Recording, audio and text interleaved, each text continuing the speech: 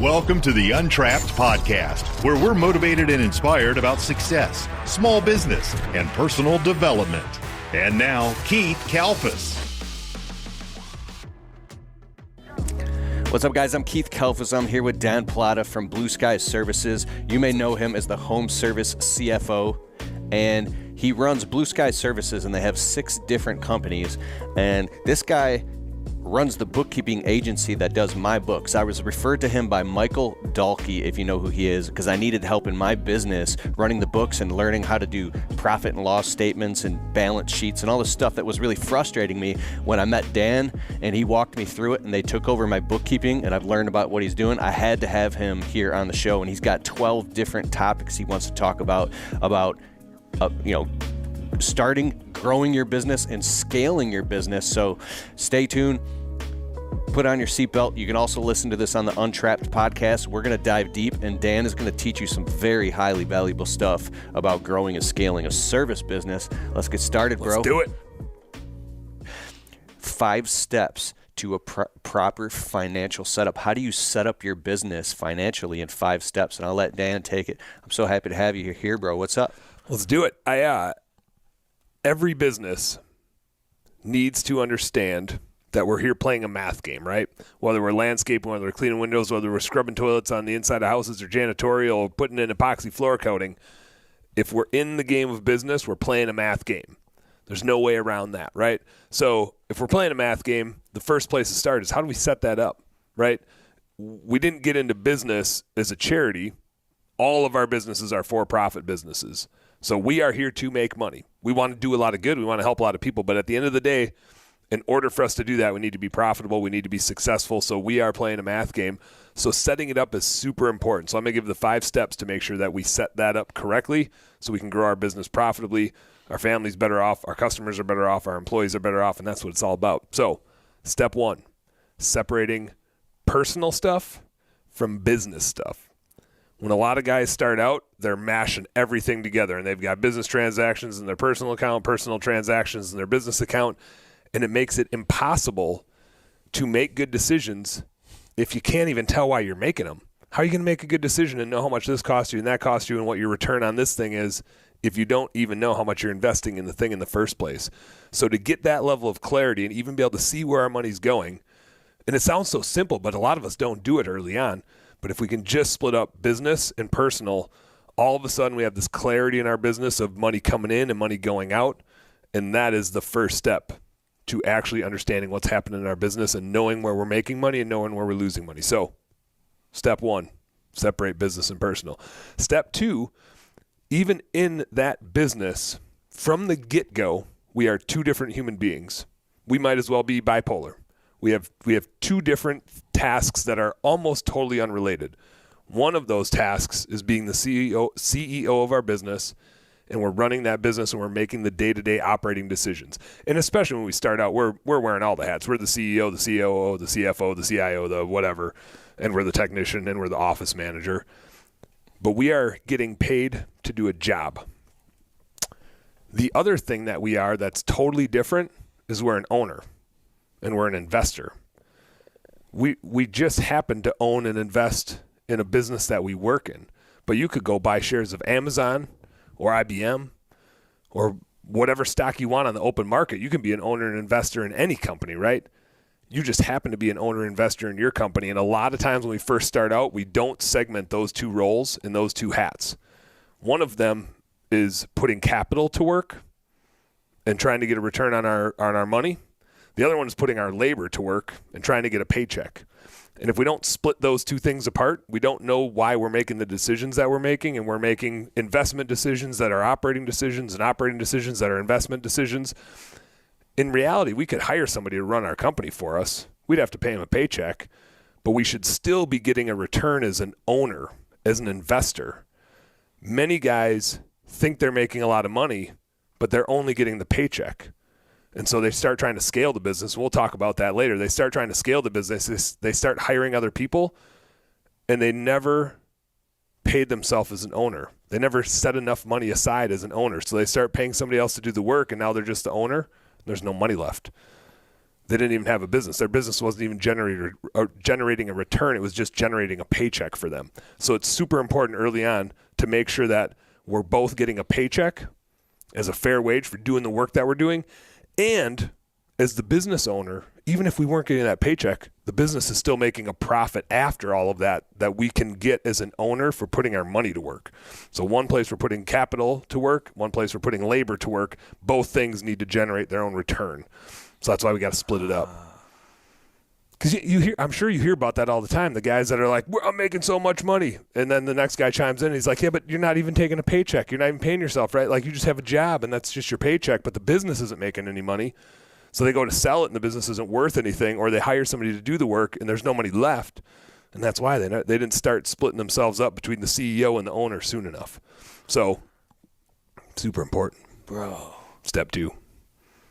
CEO versus owner. And that's tricky when you're like a solopreneur, right? Because you're wearing so many hats that even thinking about being the owner as a separate task is just kind of goofy. But it helps you as you start to scale the business to realize when you're wearing which hat.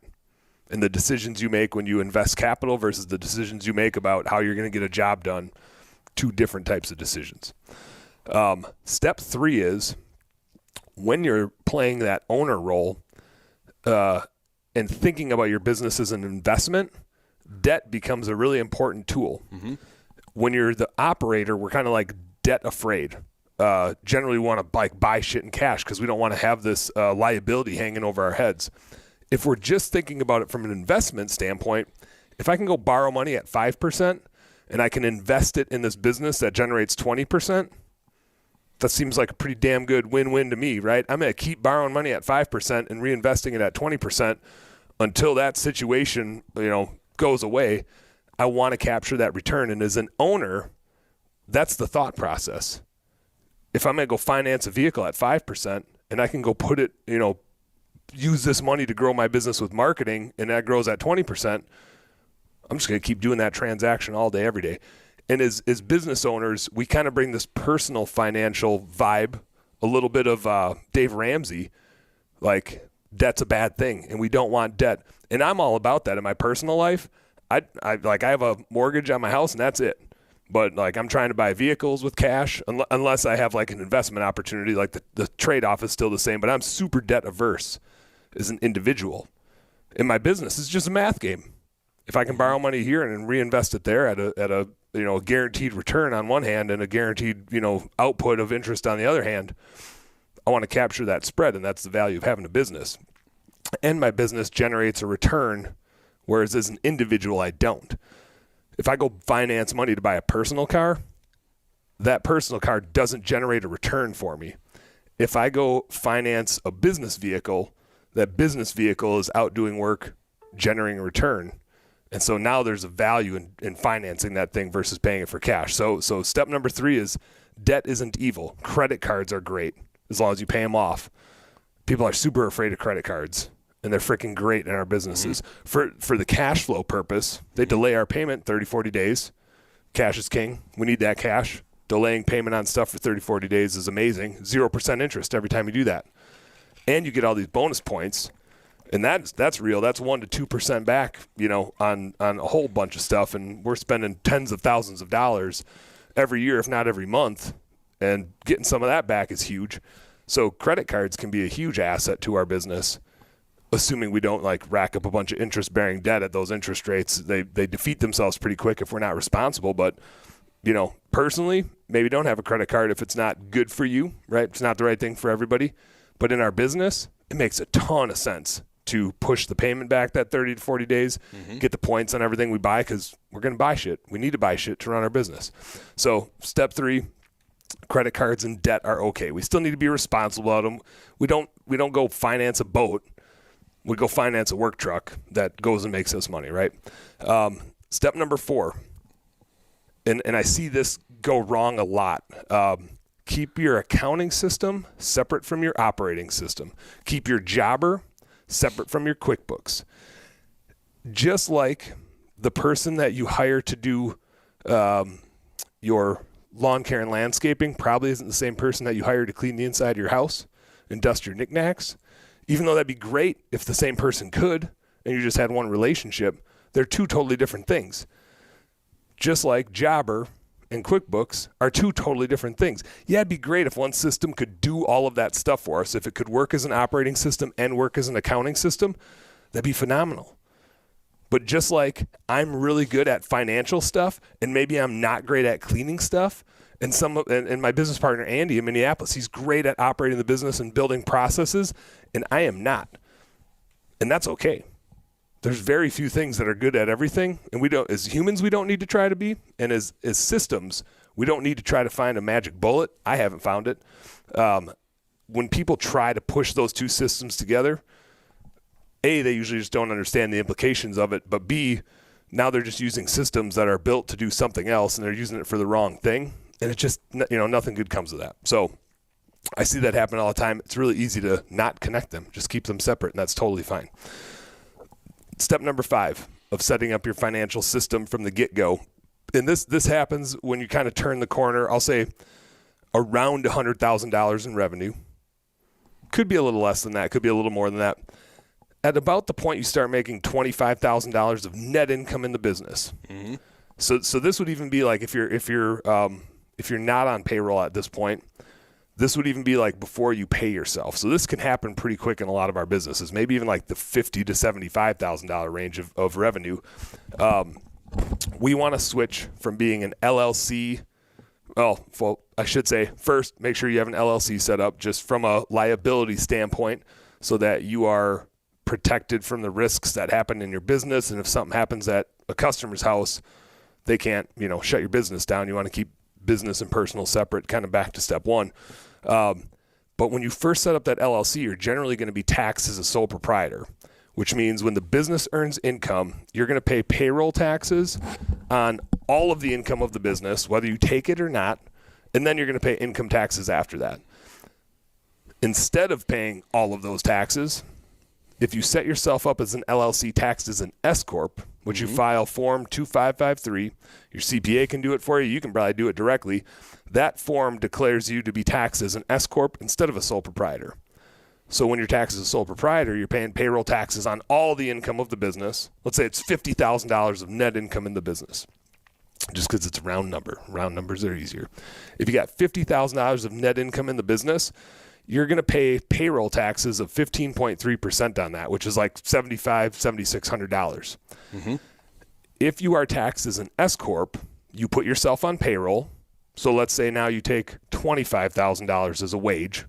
You don't take the whole 50, you take half of it as a wage.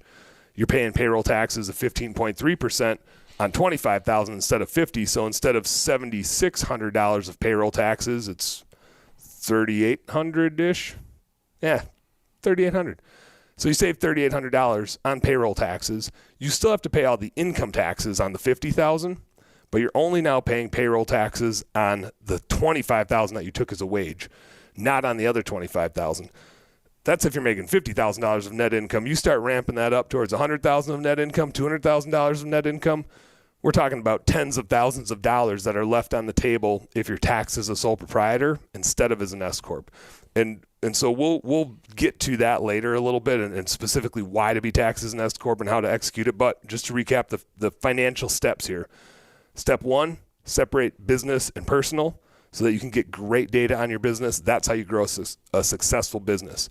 Step 2 is remember that you are both a CEO and an owner, and know that those are two different roles. One, you're making business operating decisions, and one, you're making investing decisions.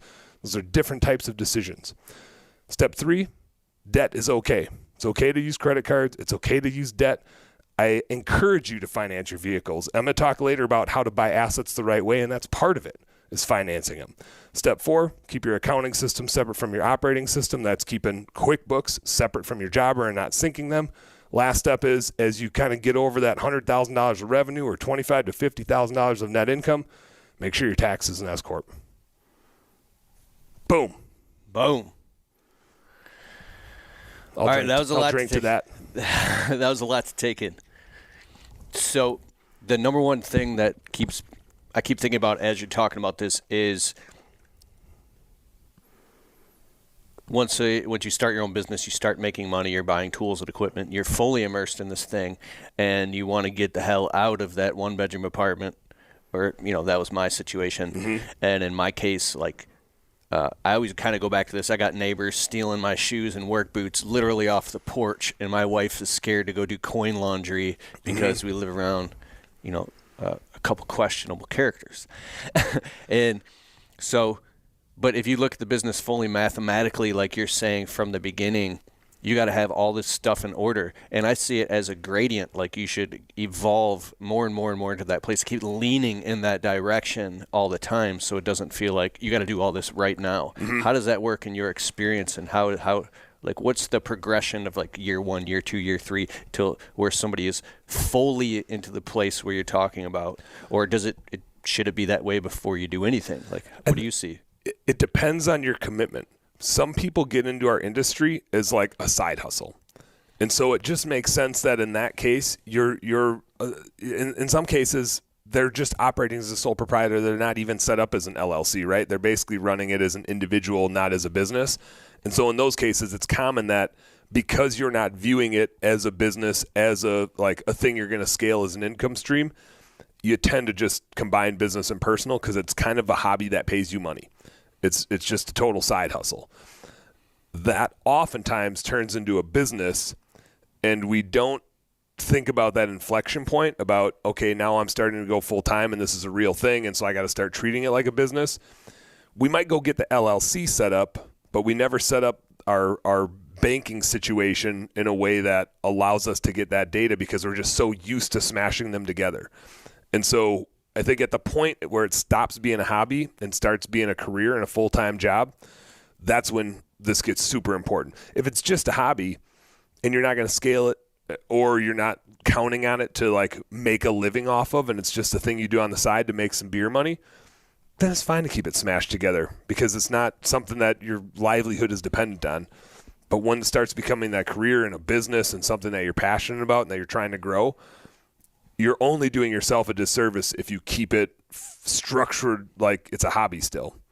And so when that inflection point happens, that's when you got to really get serious about keeping business stuff separate from personal stuff, even if you're the only one that owns the business and you're the only one working in the business, and so you still see everything anyway.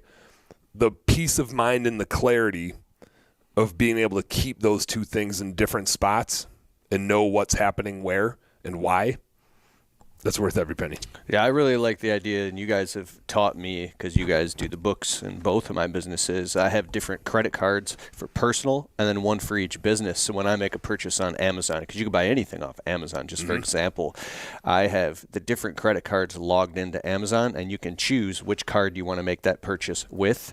So when the purchase is made on the back end of the bank account, the credit card statements and QuickBooks, for the bookkeeper that knows that it's already in that category. Because why would you go out and making, be doing oil changes and buying tools for your business with your personal credit card? Yep. You wouldn't. You would do it with the business line of credit. So you keep it separated, but you also, so you're saying you have your own business, but you view yourself as a shareholder or an employee of that business, and you collect a paycheck as if you're your own W-2 employee. Yep. Now you work for this company.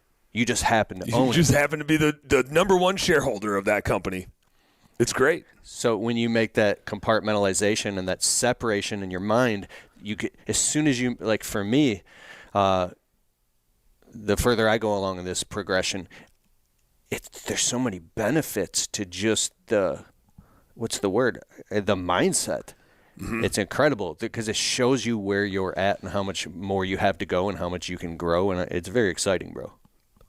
The clarity is what helps us grow our business. When people get stuck, the thing that they say is they're just overwhelmed because they don't know what is happening in their business. They usually look at their bank account, and when they talk to me the first time, they say, I'm making all this money, but I don't know where it's going, right?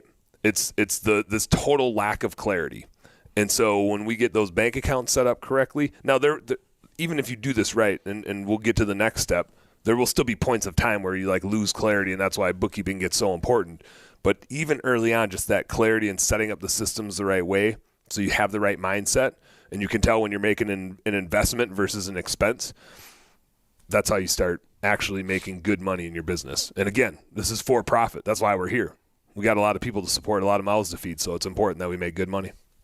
Now, you did cover it for a second, and I don't know if you want to go more into we're on number one. Number two is why tax yourself as an S Corp. Mm-hmm. Can you touch on that again? You did, but just recap, because some people are like LLC, sole proprietor, S Corp. Yeah, they get mushed together because they go together, kind of like being a CEO and an owner. They go together, but an LLC is a legal distinction. It's a limited liability company. It means that if somebody sues you because something happened at their property, they can only take the stuff in the business. They can't take your personal stuff. If you're a sole proprietor, they can take your personal stuff, right? They could take your house, they could take your car, whatever. If you are a business and set up as a limited liability company, you are now, absolved of the business. It's a separate entity. And so the business is liable, but you as a person are not liable. I'm sure there's, I won't get into ask a lawyer if you want a further distinction of that. But how we get taxed is separate from that.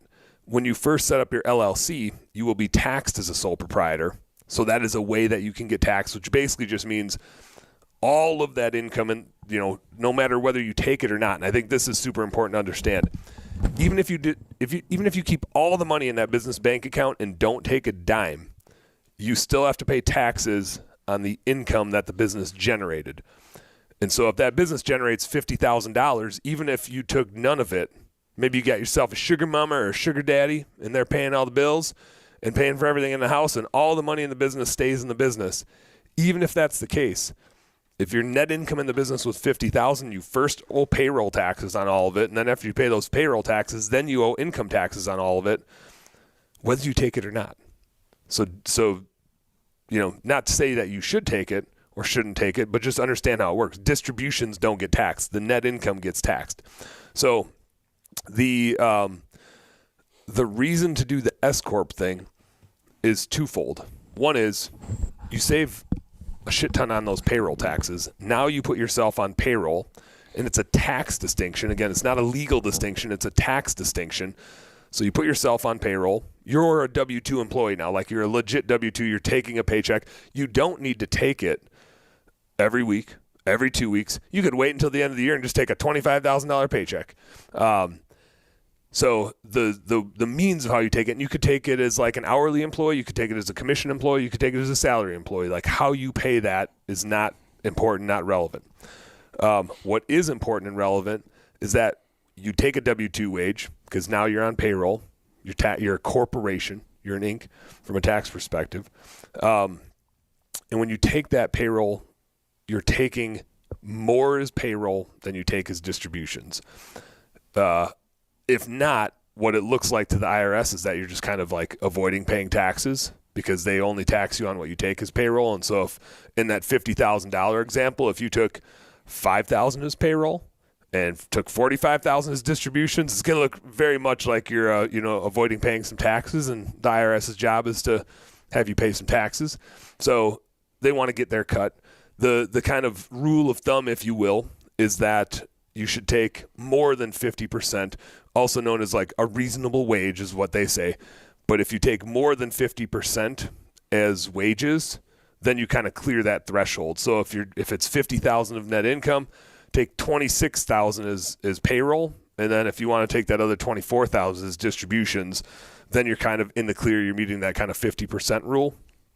So by doing so, that other $24,000, again, whether you distribute it or not, you're going to pay income taxes on it, but you don't have to pay payroll taxes on it. And as business owners, we all have the privilege of paying the self-employment tax penalty. So we're paying payroll taxes as the employer, but also the employee. And that happens whether we're taxes sole proprietor or taxes an S Corp. That doesn't matter. But we're paying 15.3% basically. And so why pay 15.3% of that extra $24,000 if you don't have to? So that's reason number one. It's just like pure saving thousands of dollars. That's a pretty good reason. Reason number legally. It's a good distinction. It's an important distinction. reason number 2 is a little bit more subtle, but kind of goes back to the knowing which hat you wear. When you are on payroll, you treat your business more like a business. And you're viewing the cost of the business and the cost of you doing the work as the CEO as part of the cost of running the business. So you no longer get conflicted in how the business is making its money and how you are making your money. When you're not taking a paycheck, every dollar that the business makes feels like profit. In reality, most of it is probably your wage and only a small part of it is profit. The owner gets the profit, you get the wage, right? And you're both, but the CEO gets the wage, the owner gets the profit. If you're not taking a wage, it all feels like profit. And so you'll hear guys be like, I got a 50% profit margin. It's like, well, 40% of that's really your wage. If you had to hire somebody else to do the work, most of that money's gone. The profit's like 10 to 20. So when you are taxed as an S Corp, it forces you to take a paycheck. Legally, you have to take a paycheck. Now, all of a sudden, it forces you to run it like a business, too, because you have to take a wage. That's you paying yourself as a CEO, which now you also get very clear on how much the owner's making. And now it's a scalable business, because when you can carve out what it truly makes as a business, now you have an asset. You have something you can sell. It's worth something to somebody because they know what it would cost, replacement cost, to hire somebody to go do the work. And here's what the owner makes. And now it's a true investment that somebody could make and sit on a beach somewhere while the business makes money. So the subtle value of being an S Corp is you force yourself into that distinction, because now you have to take a paycheck as the CEO. And if there's no money left over to the owner, you realize it real quick that, oh shit, my business doesn't actually make money. Nobody would buy this thing from me. It's not worth anything. It's just a job. And that's not a problem, but it's something to be very aware of. And as you scale it, if you are going to scale it, that owner needs to make money, or you're going to have a business that you can't sell. Won't be worth anything. So doing the S Corp, like I said, has that kind of subtle second benefit to it. I love it. I love it. Now, I heard you saying, which is number 3, bookkeeping is finance. Mm-hmm. Bookkeeping is finance. What do you mean by that? So I'm gonna hit this with a question that I get a whole lot, which is, when do I need a bookkeeper? Right? Everybody kind of has to take this on at some point, but I've seen guys get their business to $1 million and not have good bookkeeping. And I've seen people start with really good bookkeeping at $50,000 of revenue. So like there's points in time where you can implement this thing, and you'll be able to run your business without it. And I think that's the funny thing about bookkeeping, is that you don't actually need to do it. As a bookkeeper, I'll be the first person to tell you don't actually need to do it. Your taxes can get done by a CPA with bank statements and a box full of receipts. They will hate you, and when you turn around walking out the door, they're probably going to flick you off. But they can complete your taxes I've been there with that disaster, right? And I didn't even know. I just thought it was normal. I'm like, okay, here's all my taxes. Here's the stuff. Here's what you need. You're welcome. Yeah. And my accountant, like, it takes him way longer. And 2 weeks later, he's like, yeah, I was up all day Sunday for 10 hours doing all of your taxes, and we're swamped right now, and you got all this stuff going on. And it's going to be an extra $800, $1,200. But, I'm like, all right, well, thanks, man. Thanks for dealing with it. That's so I don't have to. But I mean, so that's the funny thing, is bookkeeping is not for that. Now, they would love it if you do bookkeeping. I think one of the sneaky things that I see, and this isn't to dog on accountants, but they will offer to do bookkeeping for business owners, right? So your CPA oftentimes will offer to do your bookkeeping, and they're not doing it for you. They're doing it for themselves, because they don't want your statements and box full of receipts. Their life is way easier if they do the bookkeeping. I mean, it's going to take them some time, but it's going to take them time to deal with your mess later.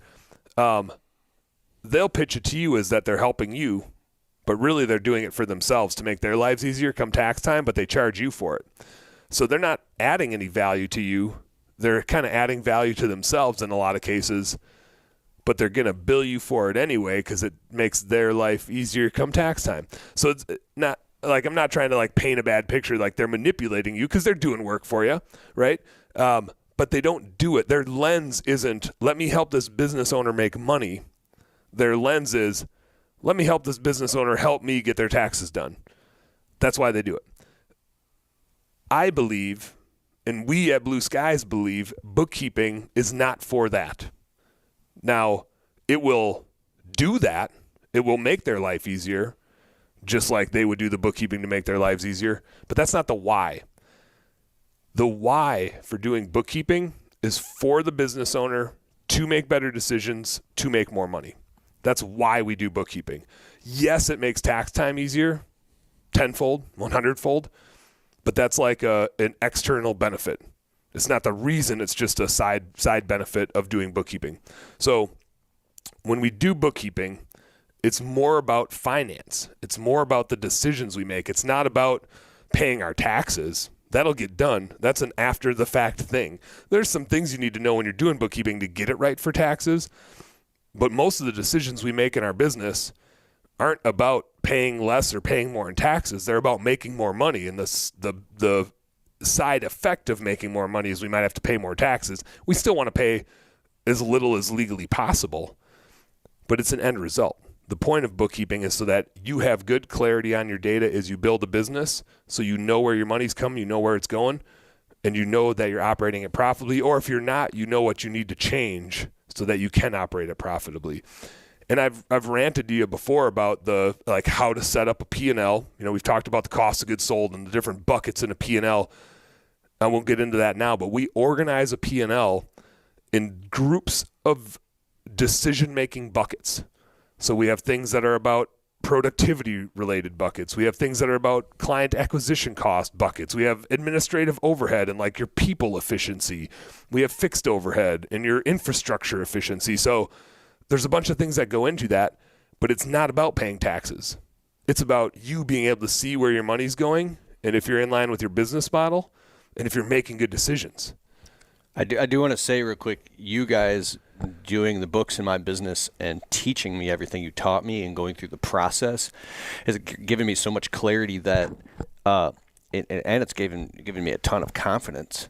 So I feel like the bill that I get from you guys, it just pays for itself because of the clarity I get, gives me more certainty of that it's actually working, and I can see where I need to cut the fat. And so I appreciate it so much. We appreciate you, man. Wait, what is it? yourblueskies.com/Kalfas. Yeah. You guys can say, what do they save? Half off their setup fees, $225 right off the top. So if you guys, when you're ready to get your books done, could be now, could be in 6 months. Remember, go to Blue Skies, yourblueskies.com/Kalfas, and you'll save half off your setup fees. That's dope. Thanks, Dan. $225 is real money. It's not like being an S Corp and saving thousands of dollars, but $225 is still $225. And here's the thing. I started with this, and I didn't even answer my own question. I get the question of when should I do bookkeeping? And like I said, you don't even need to do it. But what I see and why you would do it, I mean, I kind of talked about the why. It's all about making decisions. I'm going to get into like the scaling decisions in a little bit here, but you start having to make those decisions where bookkeeping gets super valuable around when you hit $100,000 to $200,000 in revenue. Now, I'm not saying don't start bookkeeping sooner than that. It can still be valuable just to get that clarity and know where your expenses are falling so that as you start scaling, you already know what the business model is. And you see our P&L report, and it has those target percentages. Like, we already know how much you should spend on each of these types of decisions, so you don't need to guess. We already know. We run the same types of businesses. We have a few hundred clients that run the same types of businesses, so we know what the successful businesses are doing. And when bookkeeping really starts to pay off is when you start having to make those decisions about investment trade-offs. When you're wearing the owner hat and you got to decide if you should invest more in marketing or more in an office person, or if you should go rent a facility, or if you should go to the huge convention and spend money on that. We know when we go do work, we talk about cost of goods sold and how much it's going to cost us to go out and do Mrs. Jones's job. We have our cost of goods sold. We pay around 40 to 45% to go do that work. Assuming we're taking a paycheck, if we're the one doing the work, or we're paying somebody else, we're paying that labor, we're paying the supplies, we're paying the gas to get out there. That's a real expense now.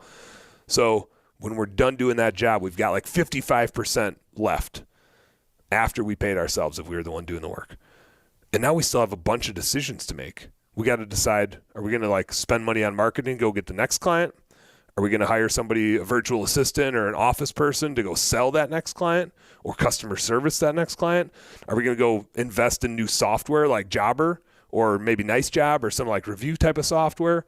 Are we going to invest in a facility because we want to grow the business? That's a huge investment. We don't do it if we don't plan on growing because we need a lot of revenue to pay for that. We got to decide if we're going to invest in employees, do like employee engagement stuff or recruiting stuff. So we have all these investments that we need to decide how much we're going to spend on it if we're going to get a return on them.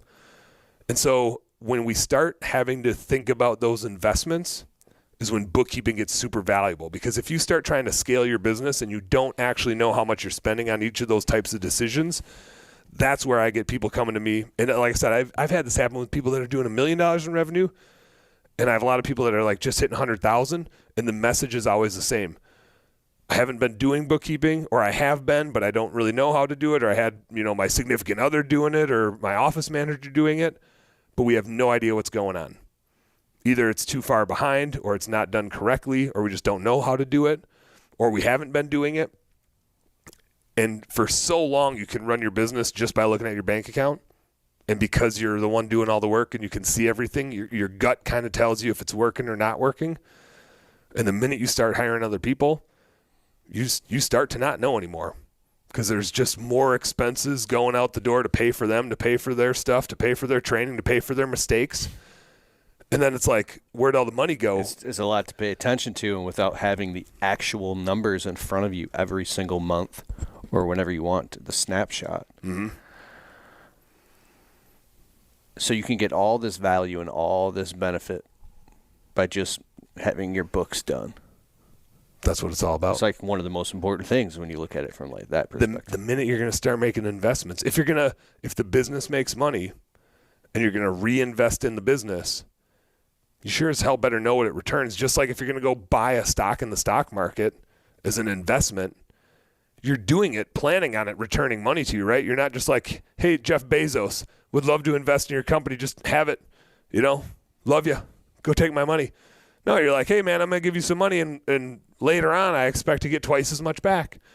It's the same thing in our businesses. If we're going to go dump money into marketing or dump money into an office person or dump money into a facility that we rent, we're not doing it just to throw the money down the drain. We're doing it because we believe that money is going to pay us back twofold, threefold, fourfold. And we're doing it saying, like, I believe so much in myself that I'm going to put my money back into my own company instead of somebody else's, right? The minute we start making those investments, we're betting on ourselves, and that's generally the right move.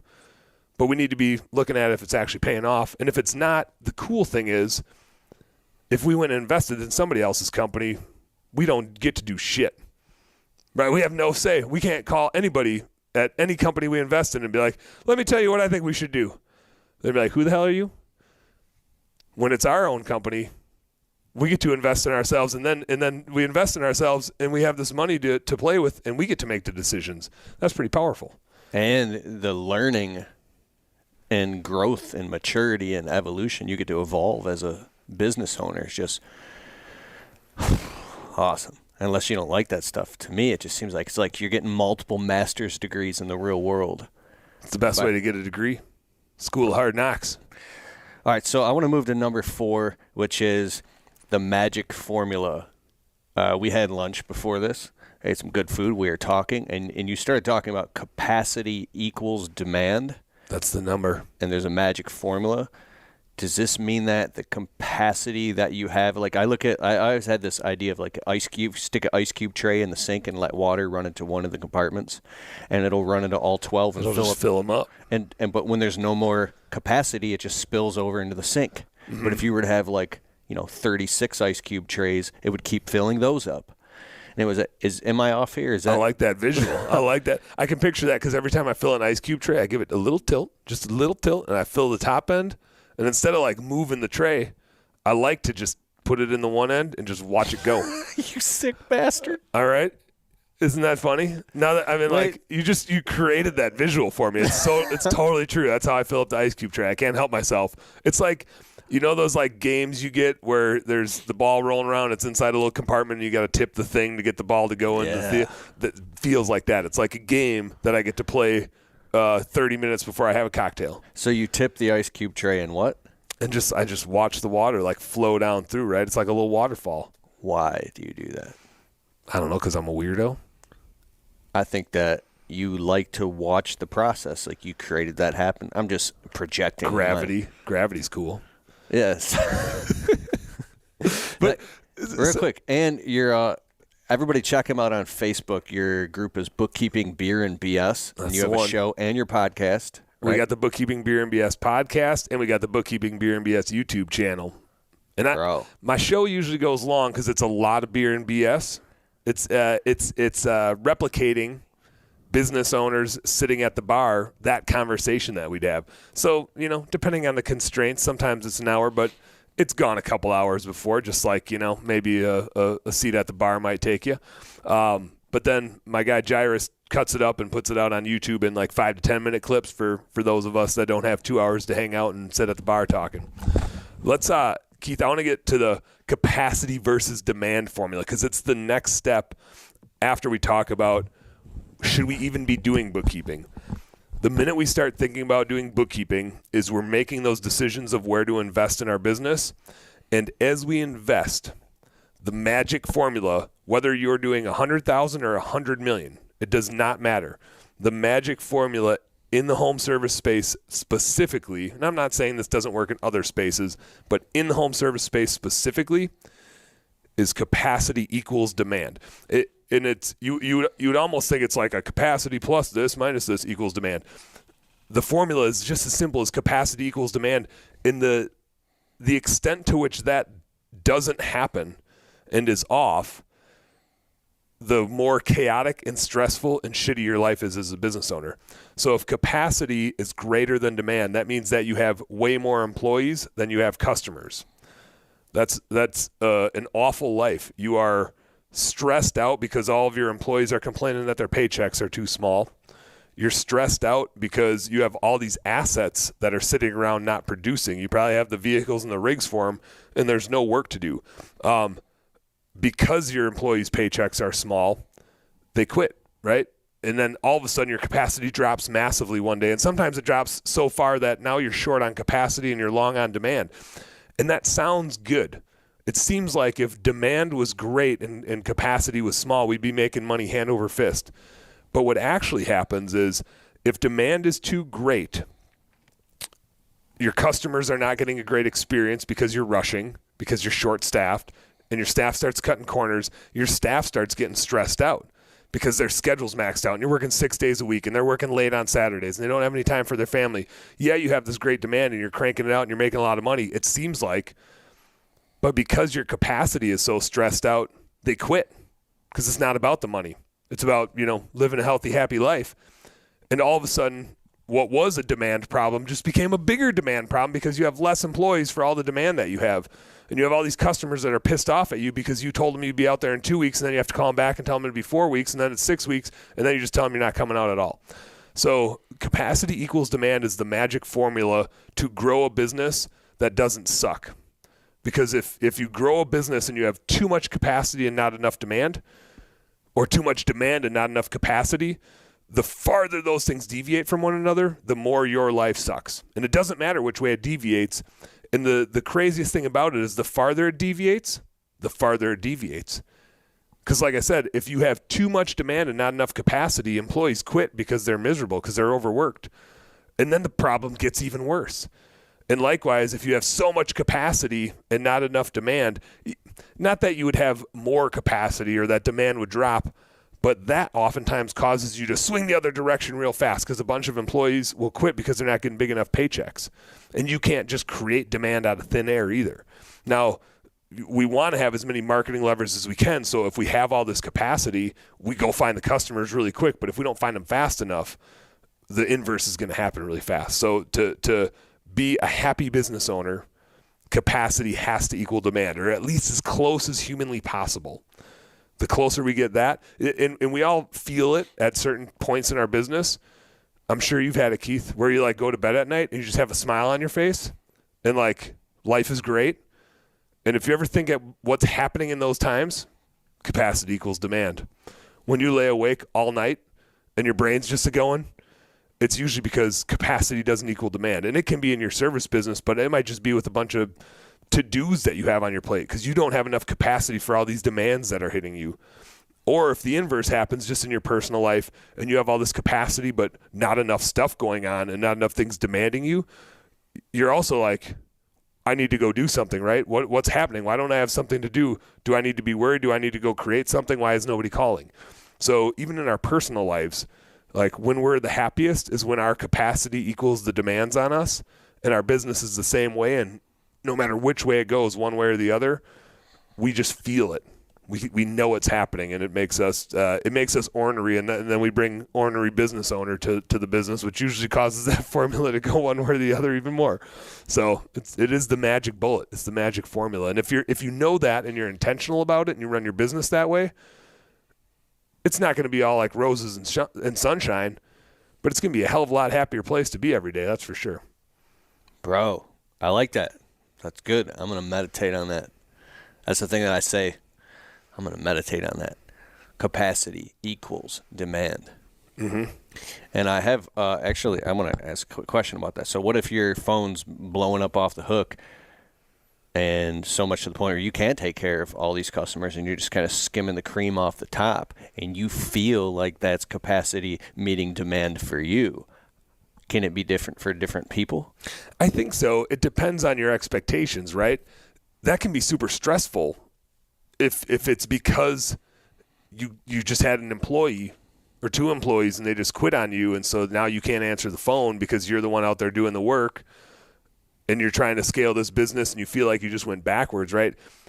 If the plan is that you're not going to hire people and your phone's just blowing up too much anyway, then it just creates this dynamic of like, should I be raising my prices? Should I hire somebody? I'm not really spending a whole lot on marketing, but should I shut down all my marketing? And if I do, then 6 months from now or a month from now or 6 weeks from now, am I going to have any work left? So maybe I don't shut off my marketing, but I'm starting to get disgruntled people posting negatively about me on social media because I don't answer my phone. So it's going to create stress. Even if you don't intend on growing your business, if you have more demand than you can handle, it'll get to you. It'll stress you out at some point because it's going to start raising all these questions and it's going to piss people off if they're trying to use you and they can't. They're going to, in today's world, they're going to find a place to post something negative about you. And like, no matter how thick our skin is, that eats us all up, right? Like we read a 1-star Google review and we lose sleep over that shit.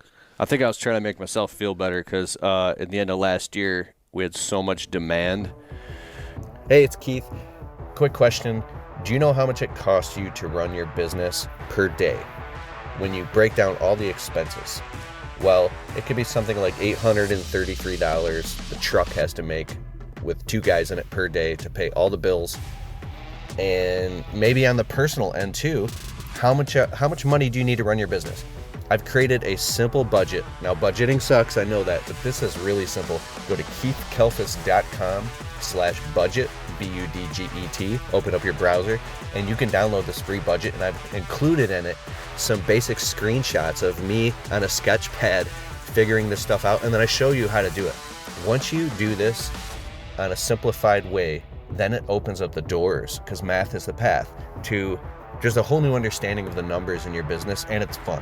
Go to keithkalfas.com/budget. I hope you download this and put this into your business.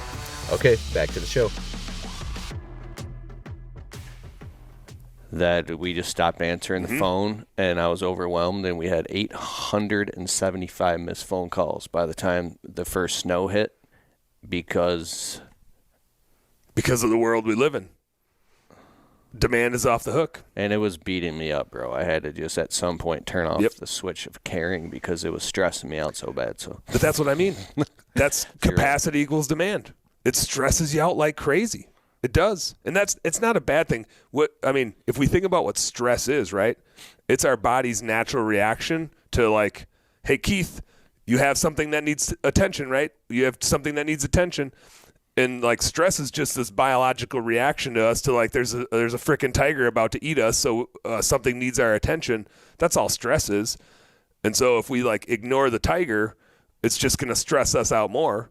We just got to solve the tiger. We got to handle the tiger. So you might handle it by hiring people. You might handle it by like selling your leads to somebody else that's just getting started. But if you ignore it, it's just going to stress you out more, which it probably did. Yeah. An endless stream of tigers. Well, and you feel like you're letting people down, right? And we, as business owners, we always put ourselves last. We put our employees first. We put our customers first. We put our family first. We always put ourselves last. And so when we are not upholding something to somebody that we feel like we like owe it to, like our customer, it stresses us out, man. And that's okay. Bro, amazing distinction. Thank you for that. That was amazing. All right, number 6 here is I think we're on 5. Oh yeah, 5. We're on 5. The inflection point of scaling. The inflection point of scaling. The inflection point of scaling with Dan Plata. I like that. All right. I wanted to talk about this after the magic formula, because this is where the magic formula, this is where bookkeeping starts to get relevant. This is where the magic formula starts to get really relevant, because what just happened to you, I mean, this is like a perfect transition. What just happened to you last year is exactly this inflection point where demand is greater than capacity. And we're like, should we go? Should we not go? Should we go? Should we not go? And there's all these pros and cons. There's so much benefit to staying small. You don't have employees to worry about. Employees are really freaking stressful. You have less customers to worry about. You get to be super choosy about your customers. You don't need any infrastructure. You can run it from your home. You don't need a person in the office, really. You can use a virtual assistant.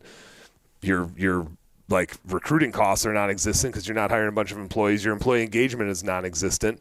Your repairs and maintenance is probably less because you don't have 19-year-old kids out running your equipment, beating the shit out of it. So smashing your trucks. And even after like a couple of years, you hardly have to market. Like word of mouth is enough. So yeah, you still have the cost of you going to do the work, but you can grow a solopreneur style business, depending on which industry you're in, to anywhere between like 100 to 300,000 of revenue or more in some industries, just with you. And you can do it super profitably because you don't have all these investments to make, because it's just you. You don't need to invest in all the employees or the next customer, so on and so forth. So tons of pros, right, to staying small and not trying to scale. But there's a handful of cons too, which is you have all the risk. If you get hurt, the business ain't making money anymore, right? So all of a sudden you need a huge disability policy because you still have to take care of people. And if it's just you and you're the only one generating an income, if you get hurt, the business goes away, right? The business is not making money when you're not there. And you're just the hamster on the wheel. You're the only thing that can make that business make money. So even when you're on vacation, you feel guilty that the business isn't running. You can't leave it. You can't mentally leave it. You can't, I mean, we were talking earlier, like there's just points in your business life where you have to just not give an F. And you can't not give an F when you're there every single day and the business is 100% dependent on you. And so, and you have limited upside, right? Wow. When the business scales, you have unlimited upside. And there's plenty of problems with scaling a business. I'll get to those too. But when you don't scale, like the world is not your oyster. You can only make so much money because there's so many hours in a day. You can like maximize it by taking on only certain clients and only taking on the highest paying stuff and only the most profitable stuff. But at the end of the day, there's always a ceiling on how much you can do. So we like go through those cons and we're like, man, my phone is blowing up. I have all this demand. I really ought to go hire people and start scaling this business. And there's tons of pros to that. It's the opposite of all the cons from not scaling, right? All of a sudden the business can make money while we're sitting on a beach somewhere. All of a sudden, if we get hurt, it's totally fine. The business still makes money, and we can afford the insurance to pay for that stuff. All of a sudden, we get to spend we have this freedom that we create, so we get to spend more time with our families because we don't have to be the one out there doing the work, doing the this, doing the that. There's more to that list, but there's tons of pros to scaling the business. And so we start like leaning in that direction, because why wouldn't we want all that? Mm-hmm. We got our phone blowing up. Why wouldn't we want to go chase that? But all these cons. All of a sudden we have a bunch of employees to worry about. And we got enough problems ourselves, but one thing that happens when you have employees is you adopt all their problems too, whether you want them or not. right? You could say, hey, personal stays at home, work stays at work, but people are people, and you get all of them, whether you like it or not. Whether they're depressed, whether they're happy, whether they're on drugs, whatever, they're bringing it to work. You can't control that. They're bringing it. Yep. Did I strike a nerve there? Yeah, like finding drugs underneath the seat of my other work truck. Yeah. While I was driving it, and I go to clean out the truck, and I find this little tiny, like, tin container, and I go, what the hell is this? And I open it up, and there's a little white pill in there. I don't know. It was probably, Who knows? And all of a sudden, just like my heart starts beating, and I feel upset and pissed off and betrayed, and thinking about how I could catch a court case. And obviously, I threw it in the garbage. And it's just taking up brain space. It's just taking up brain space, man. Yeah. So you start scaling the business. You have those problems. You have all these other investments to make that you didn't have to make before, right? All of a sudden, you need a place to rent. You need to spend way more on marketing. You need to spend a whole bunch on office people. You need to spend a whole bunch on employee engagement and stuff like that. You're making all these investments, and your job just did a 180. You used to be a window cleaner. You used to be a landscaper. You used to be a pressure washer. You used to be a home cleaner. You used to, lay concrete. Whatever it was that the task was, that was your job. Now your job is leading people, maybe answering phones, building culture, building systems and processes. Your job just totally changed. You were good at the job that you had. That was why you started the company. But do you really want an administrative, managerial, CEO type of job? For a lot of people, that isn't why they got into the business. They don't want to run a business. They want to go outside and do the work and be outside, if that's where their work happens. So one of the cons is the thing that you loved that got you into it is no longer your job. You don't even get to do that. Like you could scale a business and still be out in the field, but it's just tricky to do because you can't see everything that's going on. So all of a sudden your job just totally changed. So all of a sudden you start stacking up all these cons of scaling a business, and you're really damned if you do, damned if you don't. You're kind of a dumbass if you don't scale it, and you're a moron if you do scale it. You're just buying a different set of problems. Now, eventually, a scaled business has way more upside, can make way more money, can buy you way more freedom, but the path to get there is not just I think I'll scale my business and throw some money at it, make some investments, and see what happens. Like, a couple of years and we'll be $1 million, $2 million business. There's so much pain and suffering and learning and screwing up. And I was telling you a story when we were sitting at lunch.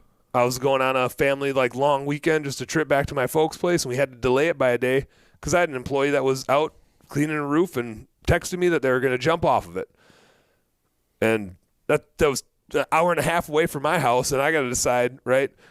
Well, I was about to leave with my family, but now I got to go rescue an employee and hope they don't, do something crazy at a customer's house. I care about the employee. I care about the customer. I care about my family. What do? We just have all these weird pressures as a business owner when we scale. So we don't just scale a business because we said so, right? It's not that easy. It comes with tons of hard work, tons of lessons, tons of mistakes. And, it's just a different journey. One thing I can think of is somebody being apprehensive or afraid to scale is they try to do it a little bit, and then they realize all the pain that comes with that, working and massaging yourself through those situations or, ironing those things out, is because it starts to bleed over into the personal life and into the family, into the marriage, because there's all these unknowns. It's brand new stuff that you're doing.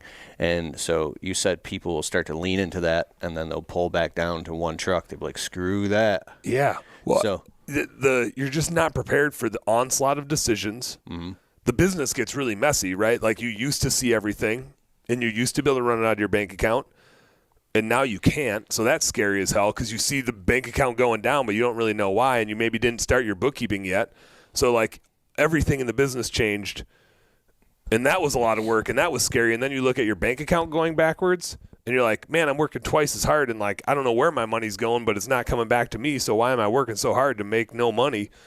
And the first thing that always happens when we scale, and this is why I call it the inflection point, is A, we got to decide, are we going to totally change the job that we have? Like, is that the job we want? And B, are we ready to lose a bunch of money? Because that's what it's another investment. It's a huge investment in something that could be great. But what if we are not good at it? What if we don't like it? The first thing that happens is we go from making $100,000 when it was just us to maybe making like $30,000 or $0 the minute we hire a couple other people to do that work, and we got to like try to grow this business around them, and they quit, and then we got to replace them, and then there's this like herky jerk, and we don't know how long it's going to be before we like get to the next step and start making money again. Hopefully it's a week, but it could be a year or two. Right? And like, how long can we stay solvent? How long can we have like money in our bank account to like last through that trough? And how hard can we push to get our asses through it? It's a scary ass unknown. Cash flow purgatory. Cash flow purgatory. That's wow. I got two other things to hit on, but that's literally what I call these like troughs. And it's not just right when you start. There's these things all the way through business. I call it the purgatories of scaling, because there's just always these weird inflection points where we have to go backwards before we can go forwards. And it's scary and it sucks. And it's worse if you don't know that it's going to happen, right? If you start scaling your business and you don't know you're about to lose money and go backwards, that's when people get cold feet and jump back on the truck and are like, no way, I'm not doing that. I tried doing that and it was miserable, and my employees sucked and my equipment all broke and they lost stuff and they left it behind and my customers were all pissed because our quality slipped. I'm getting back out in the field. Oh, and by the way, with all that, I was making $0 because I had to pay them the money for all these screw-ups. Why don't I just go back and do it myself? And you might be coming home sharing that with your wife, and then you're stressed out and you're bringing all that stress in the home, and now your whole world's melting down, bro. Well, yeah, because you're working twice as many hours. Making no money. So you're making no money. You're bringing more problems home. Your attitude's shitty, and you're working twice as hard, and your wife's like, why are you doing this to us? Why would you hire a guy like that? Yeah. Why would you even hire a guy like that? What is wrong with you? I should have read the sign that he wore that said, I'm a crazy son of a bitch and I'm going to try to tear your business down, but I didn't think it was serious. And it's like, I remember I would never come home and talk about, well, actually, in the beginning I would talk about all of it, but then after a couple of years I learned not to touch a hot stove. Just took a couple of years. When I pull up in the driveway, and I don't ever even talk about it. As soon as I just shut it off, and leave my phone in my truck the first hour that I get home, and I go eat dinner, and then I'll come to grab my phone. And I don't have 100 employees like you guys are talking about, but I've learned. This one guy was working for me. We had 2 trucks on a job site, and he's working. He's got to pull the truck up, and for some reason he backed the truck up and had a door open, and so he backs up the truck into the other truck and smashes both trucks.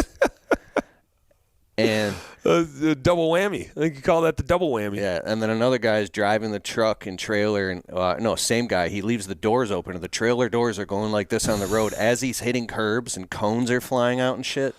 And then this guy had quite the driving skill set. Yeah, he couldn't drive no more. I had another guy drive, and that guy, this was my fault because the brakes needed to be fixed on a truck, and they still worked, but they needed to be fixed. And he rear-ended an off-duty cop. Oh. And then fled the scene. Oh, my God. So I come outside, and I hear sirens, and there's 4 cops surrounding my house, and they got him and my truck with it running and the door open, and the front end has got a dent on it. Yeah. And I came out, I was like, well, why would you do that? And I was like, somehow they just let him go and nothing happened because it was an off-duty cop and he liked me. And then the guy's like, by the way, can I get a landscaping quote? So I just paid the guy's deductible and got a landscape quote deal. Yeah, it might have paid for itself. Now, tangent. I have rear-ended a not off-duty cop before, so I'm right there with the boy, and I'm a pretty good driver. But all of us make a mistake or two. Damn. Yeah, he was pissed. Dude was pissed.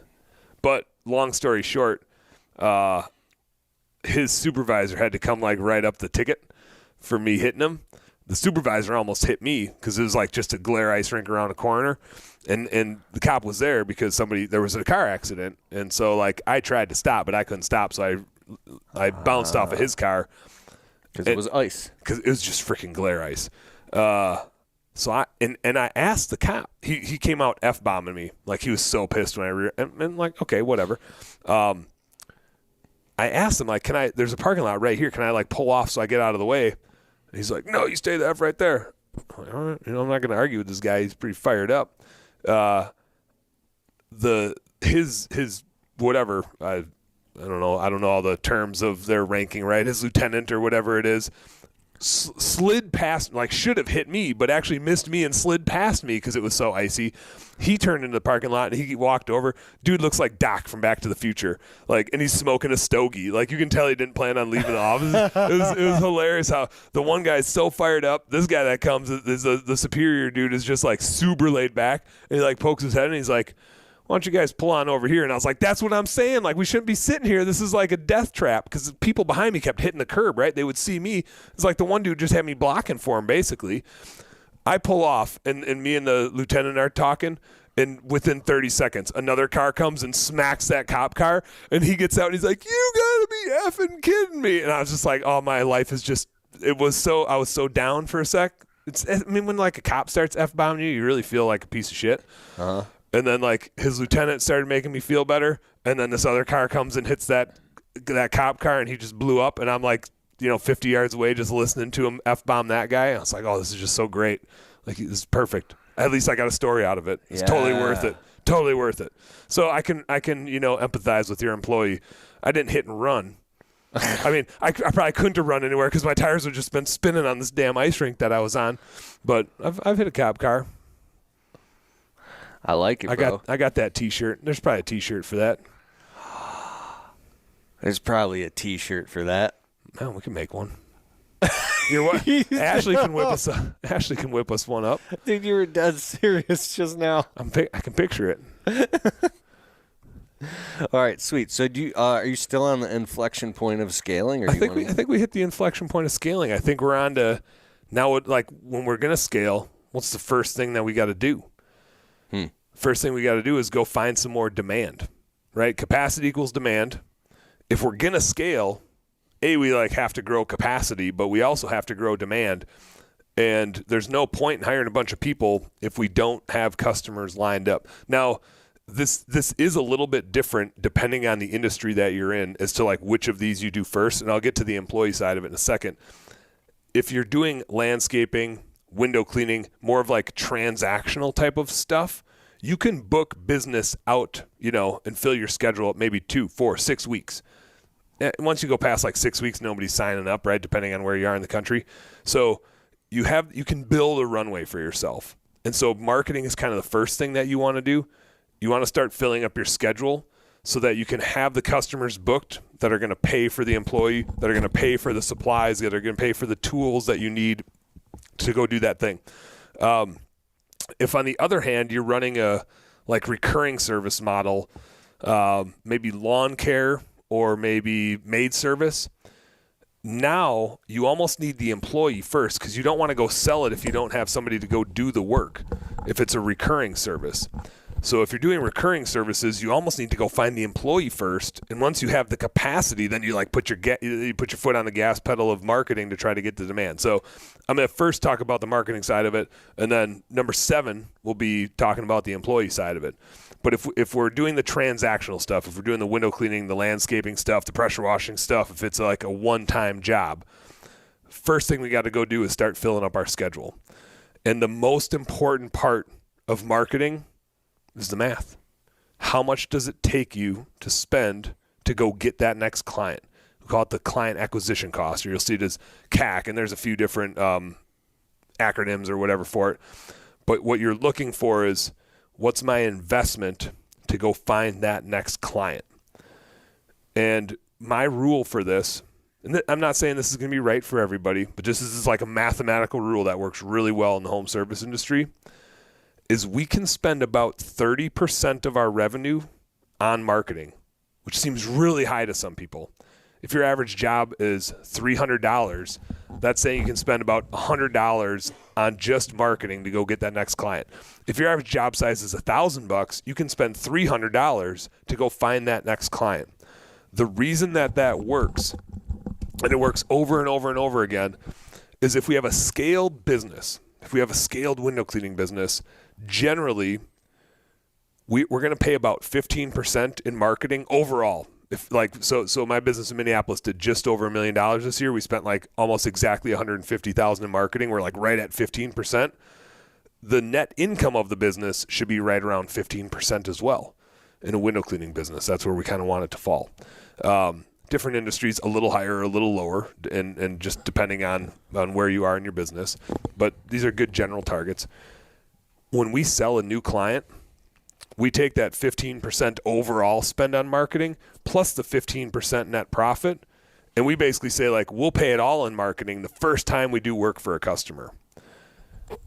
And that's because we don't need to make money off that customer. We're fine breaking even on every brand new customer in our business because brand new customers still give us referrals and they repeat. So the client life value of that like the lifetime value of that client is still massive. So we're willing to basically break even in year one on a brand new client because we know that they're going to refer us and they're going to repeat. And that's where we make our money because we don't have to market to those people. We maybe send them an email blast or a text blast or something like that. But it's almost free for us to market to people that are in our client list. It's expensive to go find new clients. But especially when we start scaling, it's like, how much money should I spend on marketing? If I'm going to go do $200,000 in revenue, $300,000 in revenue, $400,000 in revenue, it's okay to spend 30%. If you're going to go do $500,000 in revenue, it's okay to spend $150,000 on marketing. You'll make $0 in your business for a year, but now next year you're going to have so many damn clients, you're going to be able to market to them for free. And so, not to say that you should go spend $150,000. We did in our business very early on, and we went from like $150,000 to $500,000 just like that. It was a year of not making any money, but we just like, now we're $500,000. And when I talk about the purgatories of scaling, that's like a sweet spot where you can be pretty damn profitable. So that marketing investment and understanding how much you can spend and what you need to get out of that, how much you can spend to go find that next client is super important. Because if you don't get that right, and if you're too gun shy to spend on the marketing, you hit that, you're stuck at that inflection point where you like try to get off the truck and try to start hiring people, but you don't have enough demand because you're not spending enough on marketing to fill their boat up. And you really need like 2 people at least to replace you because they need to both go out and make money so that you get a little bit after you pay them. So you really like got to dial in your marketing so that you can scale up fast enough. Because if you don't scale up fast enough, you stay in that first purgatory where you're just losing money hand over fist because you're paying it to them. You don't get to pay yourself. So when we talk about ROI, we hear that term all the time, but a lot of people confuse it for like revenue. But it's not really revenue, it's return on investment. It's how much net income do we get when we invest in that marketing. And so it's important not to just spend $400 of marketing on a $500 client. Like, yeah, you made a return revenue-wise on it, but our business, we can only spend 30% to even break even on it. Right? In our business model, we can only spend 30% of the new client revenue. And so when we talk about return on investment, if we can get that number 30% or lower, we get a return in year one. And that's pretty cool. There's not a lot of businesses out there in the world where you can get a return in year one on your investment. Think about if you invested in Amazon stock. Let's say you put $1,000 into that. Is that going to pay you back $1,001 of dividends in year one? Without you having to sell the stock? There's no way. No. There's no way. In our business, it can. We can invest in marketing at 30% and go get that client, and we don't even have to draw money out of the business. That revenue, after we run it through the business model, will pay us more than the 30% that we got. And we'll make a profit on that in year one, above and beyond our investment. It's like the freaking coolest stock market in the world.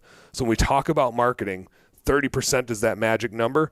If you're too far below it, it just says you're not pushing hard enough and you're probably not growing fast enough. If you're spending like 10% of revenue per client, like maybe. I mean, this would be a given that you understand how to do marketing and advertising and you understand how to speak in the proper messaging of the customer avatar and how to pull them in to lower your customer acquisition costs based off the way you communicate. Yeah, you still got to get your marketing right? You still need to know which avenues to put it in, but mathematically now you know how much you can spend on it and still make money. Here's kind of how do you know mathematically when there's free marketing or low cost, no cost marketing that can totally outperform the most blowing tons of money on marketing that's not resonating and not working? That's a whole other science in and of itself. Is this assuming that somebody knows a decent enough about marketing because they've ran their business enough to dial it into working? I mean, so I'm not a marketing expert. I won't pretend to be. I'm a math expert. So my math says, you can spend that much.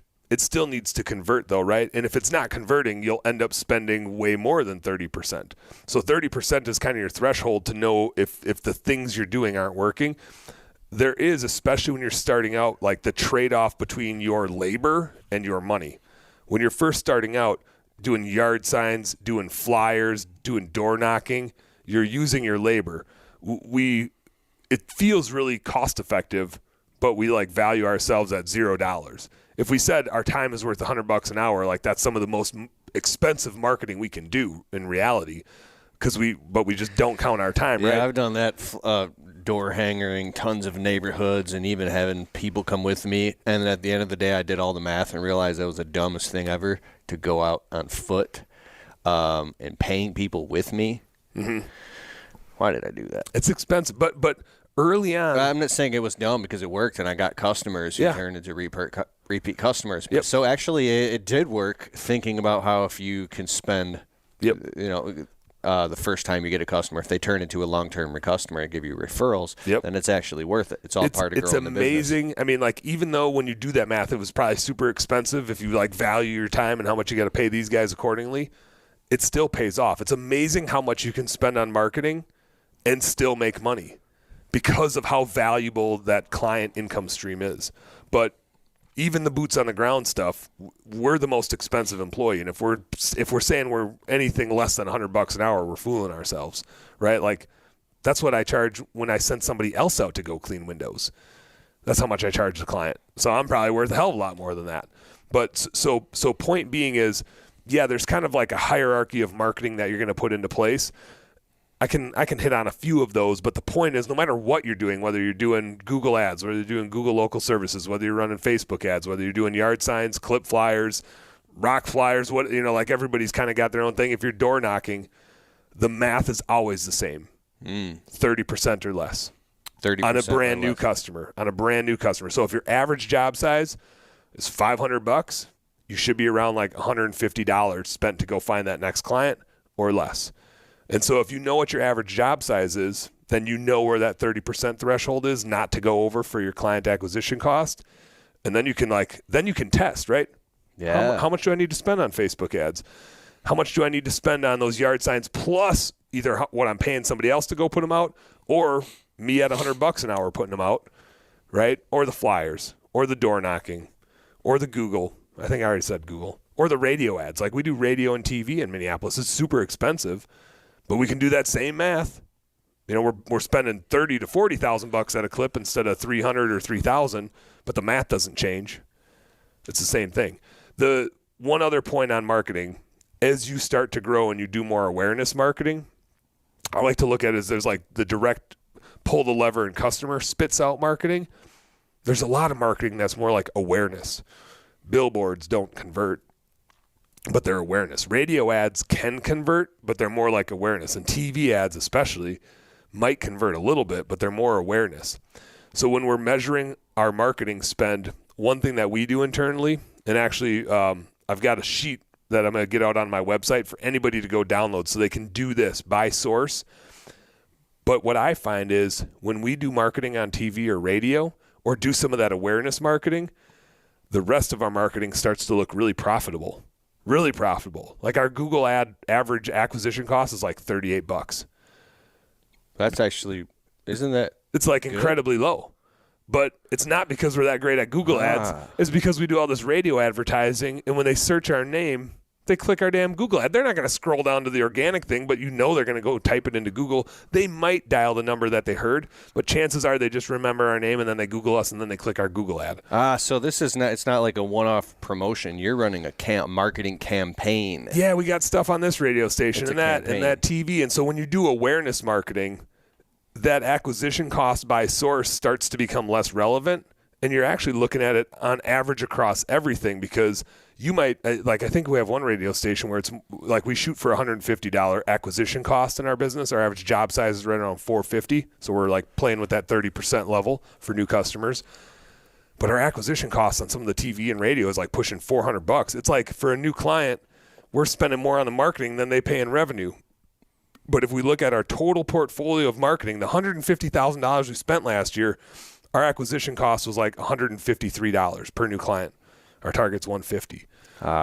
So it's like we're getting the benefit. Now we might look at these 4 radio stations and this TV station and say, well, these 2 are in the 200 range and this one's in the 300 range and this one's at 500.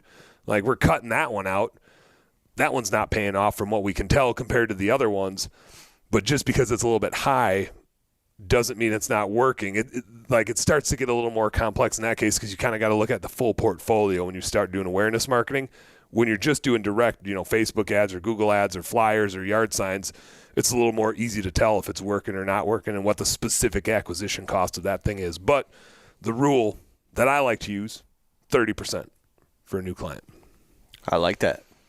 Just makes it simple. So you need to know your customer acquisition cost, the average ticket per customer. Mm-hmm. So round up all your customers, find out, what's all the full jobs of the year divided by the amount of customers. Yep. To find your average ticket price. And then the lifetime value, the LTV of the customer. I don't even use just like the one time, not the lifetime value, because I just need to make sure that we at least break even on them in year one. I don't want to lose money in year one, but I'm okay with breaking even, because I know that the lifetime value then, like, and there's people out there that would argue you could spend more because of the lifetime value for sure. I just don't want to go backwards. Like, that's kind of where I draw the line. Starbucks does that shit, and they'll be like, our lifetime value is actually $20,000 per customer. So they'll go in the hole, right? And I'm like, I got bills to pay, I got a family to feed. I don't want to go in the hole. I'm not willing to go backwards, right? Because I have this investment, unlike investing in the stock market, where I might get a dividend each year, but I'm not getting my money back until I sell the thing. In our business, I can put money into marketing and I get my money back in year one. I'll get all of that money back. But I just want to make sure I get it all back and don't lose any, right? So if I go over 30%, I'm going to be like investing in the lifetime value, and I'm going to go backwards this year to go forwards later. That might be the right decision for somebody that's got deep pockets, or maybe their significant other makes a bunch of money, and so then their business, they can afford to not make money this year. Like, everything's relative, right? But I just kind of draw the line at, like, I just don't want to go backwards. I want to keep going forwards, but I do understand that this lifetime value is a real thing, and referrals are a real thing, and repeats are huge in our business. I think we're at like 60%. I just use all my repeats to pay for my new clients. That's huge. I love that, bro. So I think we covered the ROI of marketing. Is there anything else? I think we got the ROI of marketing. So that was really good, bro. You want to know what's real trippy? Huh? It's the exact same thing for employees. Hiring employees is just marketing in reverse, right? So we have an acquisition cost to acquire a client. We have an acquisition cost to acquire an employee. It's capacity equals demand all over again. We have to figure out how much it costs us to go find a client, and then we got to know how much it costs us to go find an employee, and we're doing the same shit. We might be doing boots on the ground stuff. We might be handing out business cards. We might be posting socially on like Facebook, just trying to like figure out if there's somebody in our network that needs a job. And sometimes that works, and sometimes it doesn't. And then we start, maybe putting some ads out on ZipRecruiter, or paying for ads on Facebook, or paying for Indeed ads. It's the exact same thing we do in marketing. We've even done a radio ad to try to hire people. It's the exact same thing we do on marketing. The funny thing is the mistake a lot of guys make early on is they post job descriptions. They forget that they're marketing. If you're marketing material, because you guys have a recruiting agency, you know about this stuff. This is what we do. Plata. But if you just if you're marketing to your clients and all you did was like here's what we do, they're not like There's no sex appeal, right? There's no differentiation. If you just say, we come out and we clean your windows and we do this and we do that and we do that, and here's our cost. There's just no sex appeal, right? If you just sent them a letter with just on white paper that just said this, so many people's job ads are just straight up job descriptions of like, here's what you're going to do at the job, and here's what you can't do or you get fired. And then, maybe here's how much money you make and come on in. And there's just no sex appeal to it. They forget that they're writing an ad. And the crazy thing about recruiting is it's even so much more competitive. When we're marketing to clients, we're just competing with each other, right? Like the client has like a substitute that maybe they won't get a landscaping project because maybe they'll spend the money on something else. But if they're going to get the landscaping project done, we're competing with other landscaping companies. On the recruiting side, we're competing with Amazon and Walmart and Home Depot and Lowe's and any warehouse or any manufacturing company. We are literally competing with everybody for our labor. And so Sean, who's our recruiting director, always says, it's the biggest sale you will ever make in your life. Hiring an employee is the biggest sale you ever make in your life. Our average client is usually maybe a couple $1,000 worth of revenue in a year on average. Some are smaller, some commercial ones get bigger, right?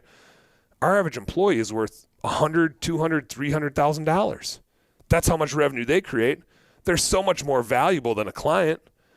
They're going to touch all these clients. Like if we get a really good employee, the positive impact they can make on all these clients. Likewise, if we get a really shitty employee, the negative impact they can make on all these clients. So it's funny, we get so obsessed with the clients when really the employees, if we're going to scale the business and go past this inflection point, the employee is by far the most costly thing. And anybody that's scaled the business, I think everybody would agree with this. Once your business is like scaled or scaling, you no longer lose sleep over clients. If a client leaves or is upset or posts a 1-star Google review, you don't give a shit.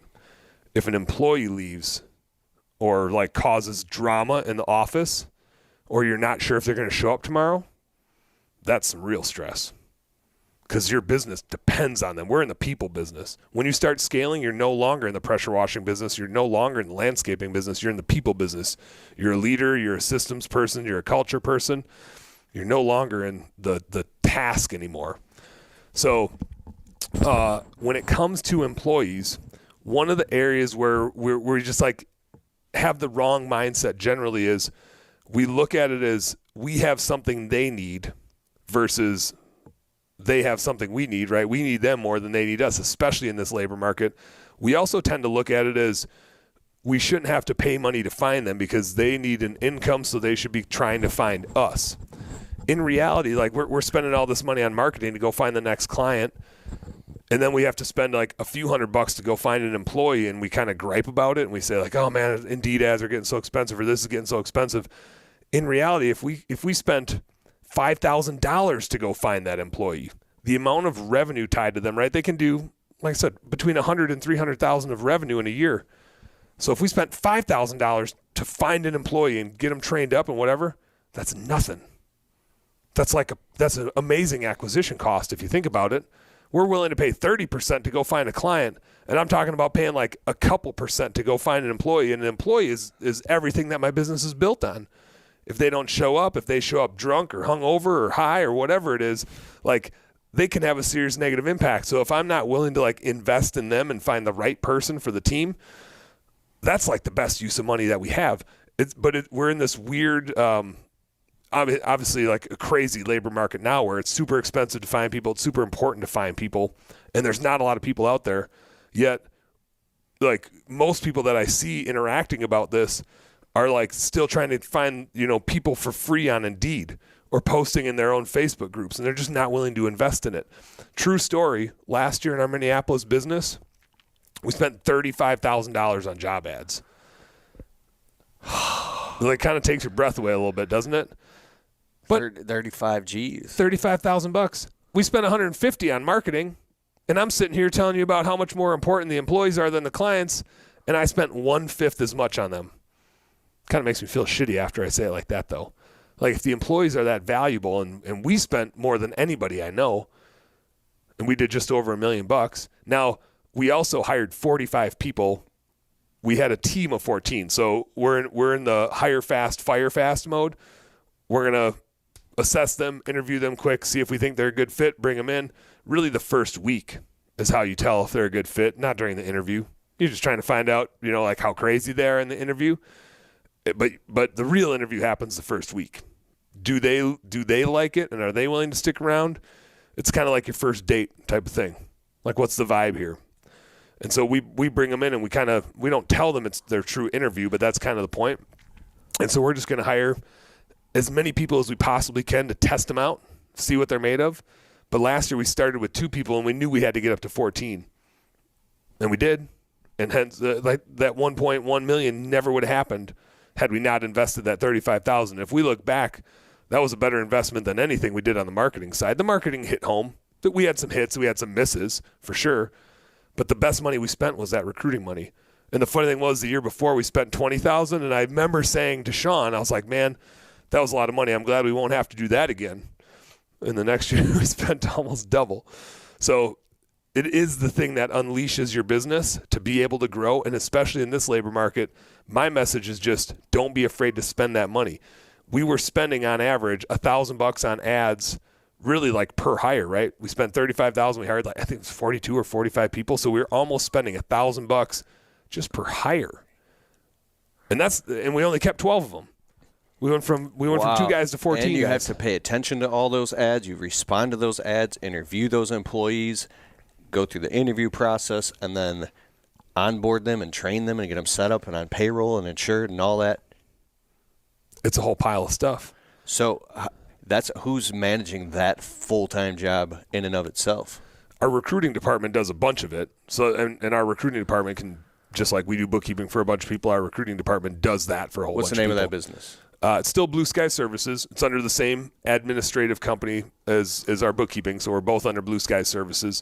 I just do all the demos on the bookkeeping side to get people, acquainted with that. I'll put a link below to that. Yep. Your stuff, yeah. Still yourblueskies.com, and you can go to yourblueskies.com/Kalfas and find it too.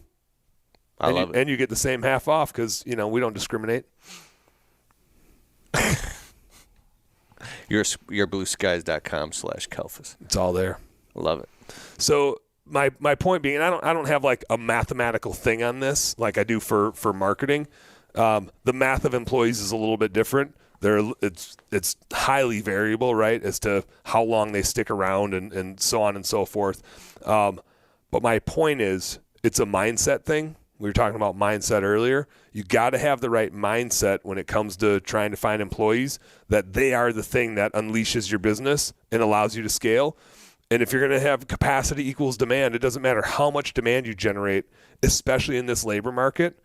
Your business can only grow as well and as fast as the employees that you have. That's it. Doesn't matter how much demand you can go get. And when the labor market's super tight, it's almost worth hiring the employee and then go, like when the demand is out there like it is now, like you said, your phone is ringing off the hook in the fall, you're damn near better off just going and hiring the employees and then figuring it out on the marketing side, because the customers are everywhere. If you have the employees right now, you win. Your ceiling is unlimited. But if you don't have the employees, you can't go anywhere. You can't keep growing because there's nowhere to go with those phone calls. So, and I think it's unique right now given the labor market, but that is the ceiling.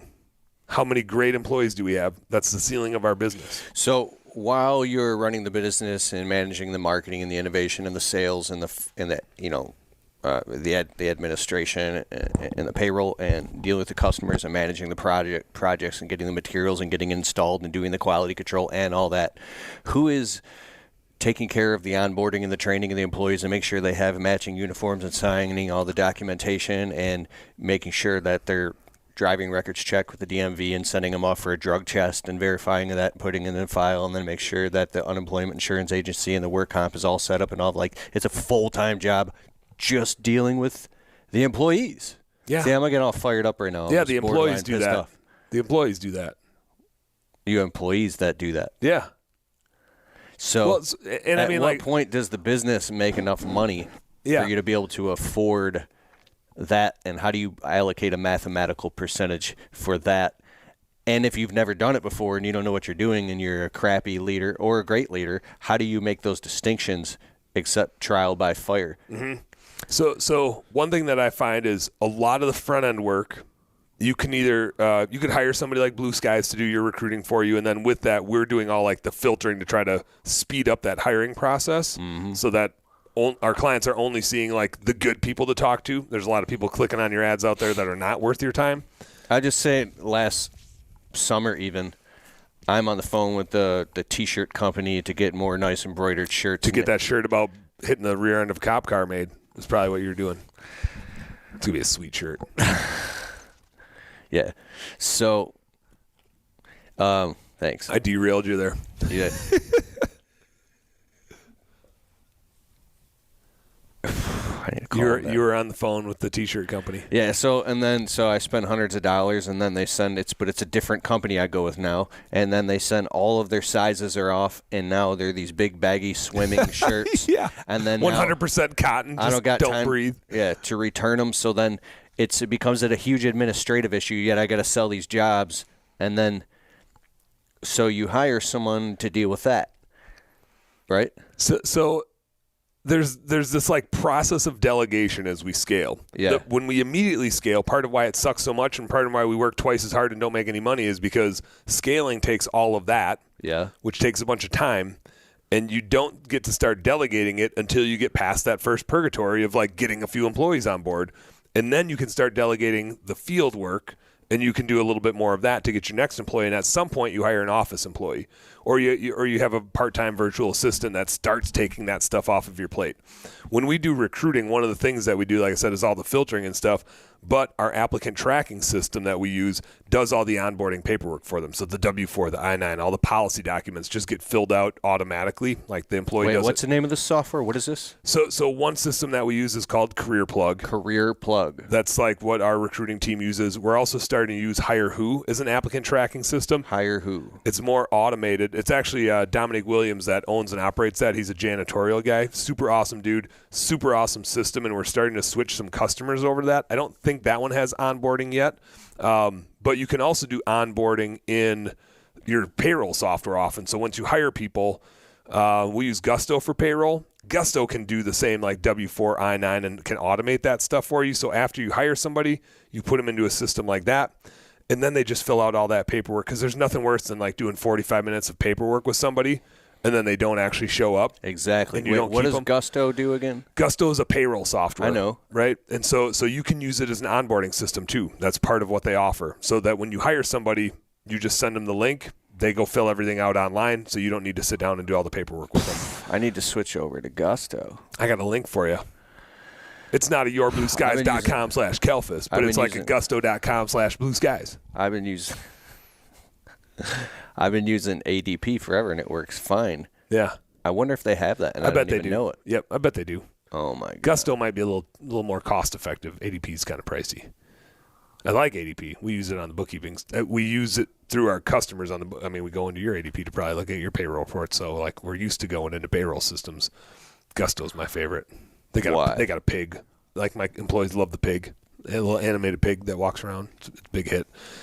It's a little more cost-effective, and I don't want to throw any other softwares under the bus, but it's like having a CRM that's just easier to use. Yeah. It's just like cleaner and easier. Mm-hmm.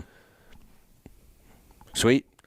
So is that enough about employees? What? The cost of employees? So the other one thing I would note there, because you laid out a whole bunch of stuff that you immediately have to deal with once you start scaling, right?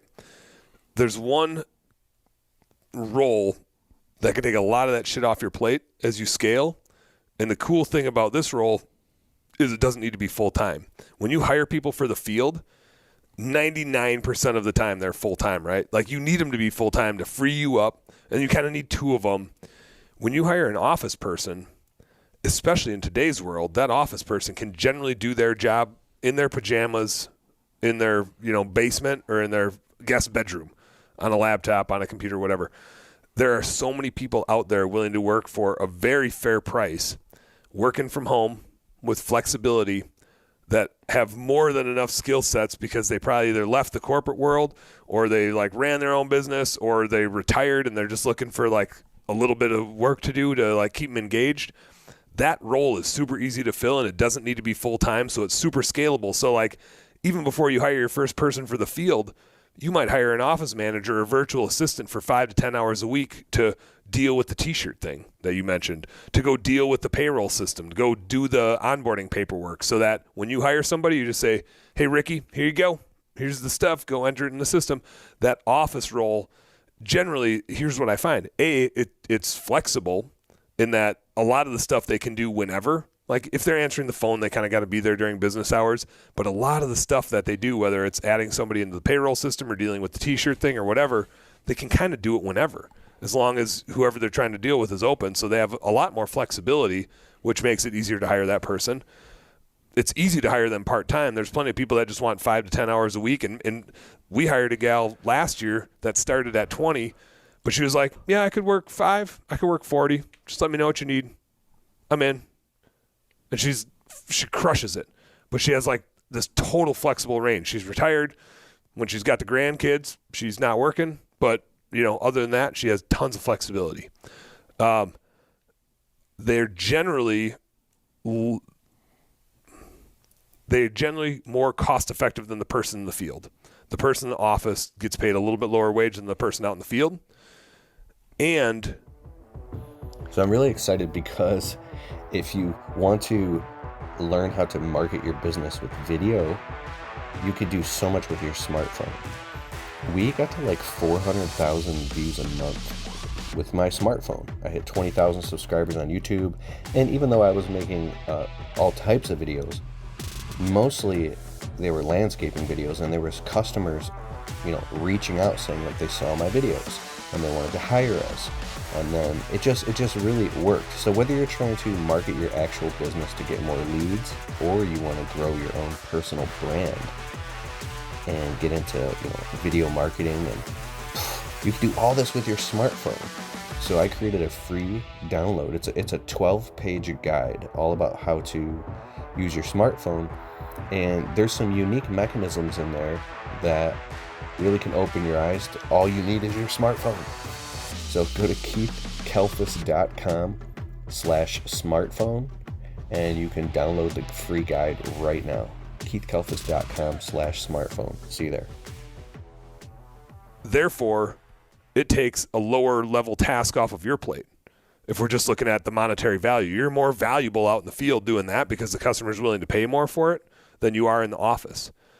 And so in a lot of cases, it makes sense to go get this office role filled so that you can start scaling and train up that person in the field, and then have the resources so that you're not dealing with all the shit that you said. Office person in place so then you can go in the field and get that ironed out and get the person trained up in the field. So now you get the office person and the field guy. And you're still working in the field with that guy generating revenue. Yeah. Right? Like the first thing you do doesn't have to be go hire people in the field so you can get into the office. Because when you go to the office, you're actually adding less value just because you can pay somebody less than you have to pay that person out there. Being in the office, I don't like admin work. I do a ton of it, and I don't like it. And so in my business, it's like Jill's office answering the phones. You guys are doing the books. I'm doing the sales and marketing, and I got a couple guys in the field helping, and then I'm in the truck all day on the phone, and I work to help to get them started or show them, and then help them at the end of the day wrap up if we got to get the hell out of there. And I'm getting materials and dropping it off. So I'm like what they call level 2, stage 2 business, and it's like it's a lot because I'm doing so much. And so you're kind of like stuck in that first swallow. Yeah. Where you're still like doing everything, but you're wearing all the hats. I've said that because in juxtaposition, the media business, some of them, like 7 of them, were working part-time all the time, and there's like 23 total virtual assistants that are on my team that I've hired and been through, and it's literally a piece of cake compared to training guys out in the field. Yep. Because of the flexibility that we're talking about, that 90% of the tasks that they're doing don't require a specific time and got to be there, and the pressure is low. Yep. And they have other clients too, so the pressure's off me. So if I don't need them for a couple of weeks for some reason, or I'm a little overwhelmed, I say, hey, give me a couple of weeks. They're like, okay, and they just go focus on something else, and then we come back. Yep. Much Dude, easier amazing. to scale. You're not on the hook signing your name. Much easier to scale, so to speak. So I like that, and dude, learning a ton here about. So the true cost of employees, we've talked about hiring, and we talked about a lot there. Now we're at the point where you're scaling. And the purgatories of scaling. So we've got the demand. We figured out the marketing. We got the demand coming. The demand came, and then we started hiring these employees, and it's super herky-jerky. You hire 2 employees, and then this one quits, and then you got to fire that one, then you hire these 3, and then the demand keeps coming in, and you're out doing sales calls. And so getting started is super painful. And like I said, with where you're at right now in like stage 2. Wait a second. At that point, when you're hiring more and then 2 quit, the tendency is to go throw on the firefighter uniform and run in there and go fix it, but then you're stuck. Yeah, you're back in there. Then you can't put it back down. So at what point do you just tie your hands behind your back and say, I'm not doing it? I mean, it's kind of different for everybody. The sooner we can do that, the better, but it stresses us the hell out because we're letting people down, and we don't like to let people down because we exist for everybody else. Like, we're a business owner, right? Everybody thinks we're rich and our lives are easy, and at the end of the day, like, we just obsess about, are we doing a good enough job for everybody else out there? All of our employees, all of our customers, our significant other, our family, right? So we have this totally herky-jerk start, and the faster you can get through that, the better, but it's painful to sit in that spot because when you have 1 or 2 employees and 1 quits, you lose 50% of your workforce. If you have 10 employees and 1 quits, you probably already have like 3 on standby because you're using Blue Skies recruiting maybe, and you've got a hopper filled up of like good applicants, and you've already talked to them, and you know who you're going to hire next. We always like to say, always be recruiting. ABCs. Always be recruiting. The ABCs of recruiting. Always be recruiting. So you have a recruiting business. Does blueskies.com/Kalfas work with that? Yourblueskies.com, yeah. Yourblueskies.com/Kalfas. You had all that set up, you sucker. I'm just playing with you, man. Surprise, surprise. All right, keep going on with this. This is awesome. So we start scaling the business, and this first inflection point, this first purgatory is like we start investing in employees. And usually we like do 1, and then we have us and a helper, and then we start doing a second one, and then we maybe need somebody in the office. And what happens is now we have to start investing in infrastructure because we maybe don't want them coming to our house every day. We have to start investing in new software because we need like something like Company Cam. And now like maybe we're using Responsibid on our website. And so we start building out more of this infrastructure stuff so that it takes work off of our plate. The problem is the revenue isn't coming in as fast as the money's going out when we start building this infrastructure. And we start renting a spot, and then we got all these utilities. And with employees comes more recruiting expenses and employee engagement. And then maybe we're traveling to like a huge convention type of thing to go learn some stuff to build skills, or we join a coaching program, and that costs some dough. So we build out all this infrastructure, but the problem is we're not out in the field making that wage anymore because now we had to hire a couple people, so they're out in the field making the wage. We're out selling, and salespeople make a wage, but the person in the field usually we pay like 20 to 25% of revenue, depending on what we're doing. The salesperson usually gets like 10% of revenue. So you just took a big pay cut. You need to go sell like 3 times more than what you were producing in the field to even pay yourself the same wage. And that's fine because that's what we would literally pay a salesperson if we hired him, is about 10% for every piece of revenue that they bring in. This is generally how we pay employees, but we just took a pay cut. And it's going to take us a while to sell 3 times as much as we were producing. That's what we need to sell to produce the same wage for ourselves if that's the role we put ourselves in. And that takes a minute. And so what first happens is we're doing revenue of around like 200,000, and most of it comes back to us. Like 120,000 can come back to us as profit in the business because we don't have all that infrastructure. We don't have to spend as much on marketing. We don't have to pay for a virtual assistant or an office person if we're just like holding steady there. But the minute we push past that and we need an office person, we need to rent a space, and we have the utility expenses and then the repairs and maintenance because Jimmy is driving down the highway with the freaking doors open and banging this and bashing that, all of a sudden we have all these costs that come in, and we need to like 3x our revenue to just make the same amount of money. And so if we stay in this spot, we make less money staying right here.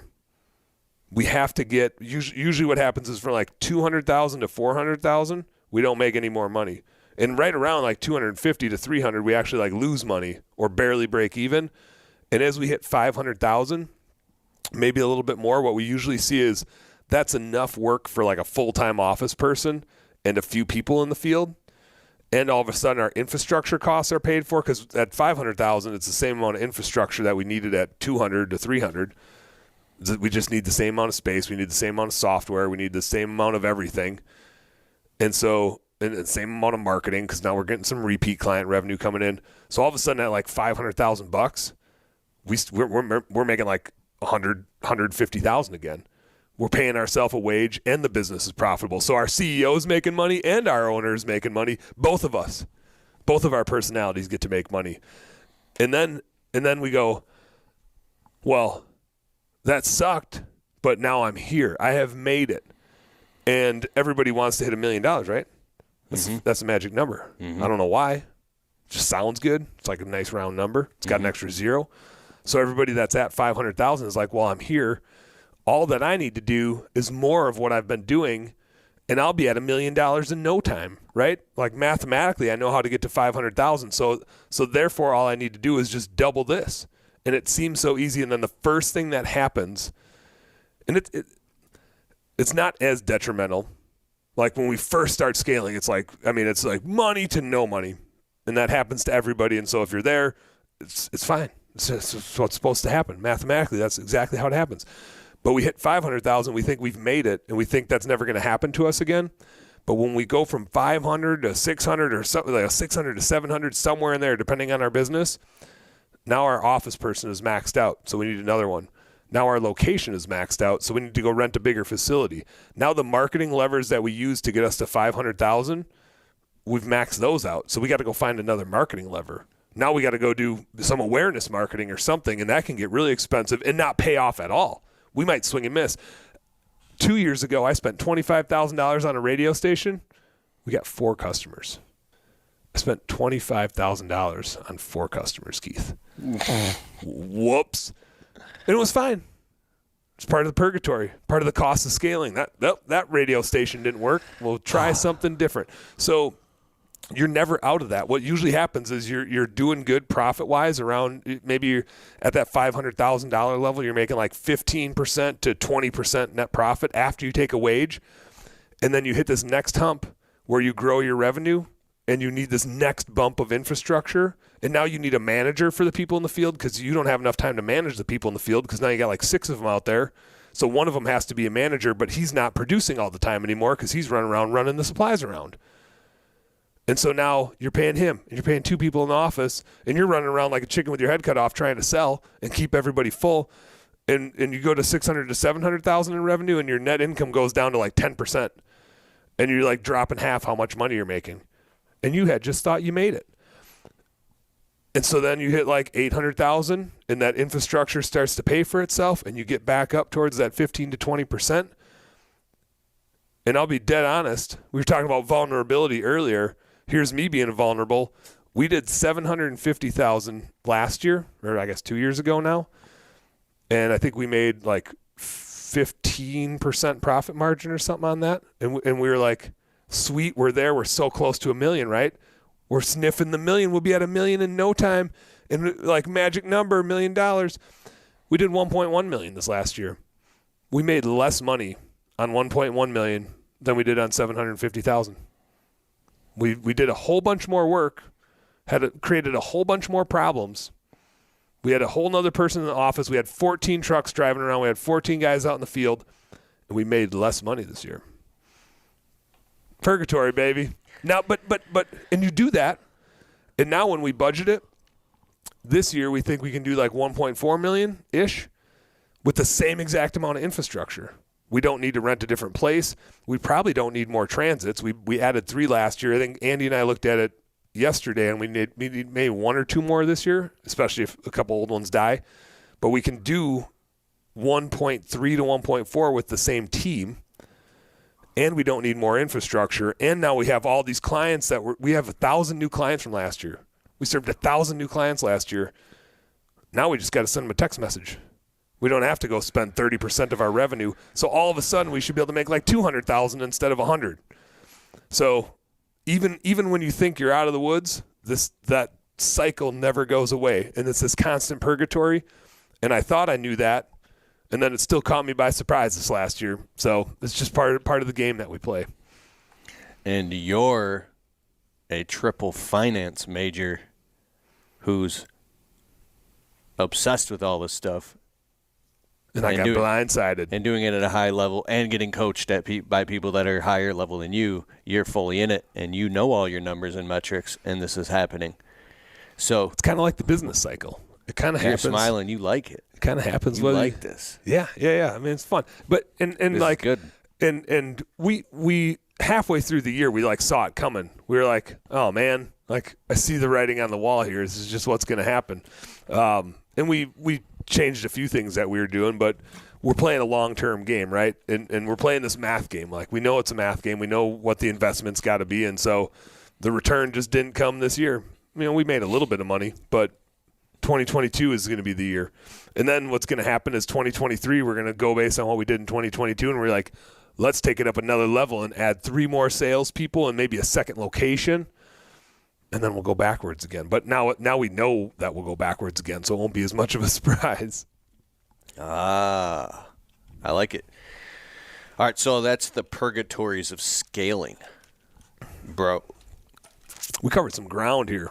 We got a few bullet points left. Bro, so next, number 9 would be commission pay versus hourly pay. When you scale, all of a sudden you got a whole lot of wages going out the door. And so now you get into like the nuances of the decisions that you have to have in place to scale most effectively. So because most of our expenses are labor, no matter what we're doing in this business, between the people in the field and the people in the office, the number one expense that we have as service business owners is generally going to be labor. Unless we're installing like an HVAC system or a garage door and we're like installing something that stays on site, then like that cost is usually the highest thing and we're kind of upcharging it to the client.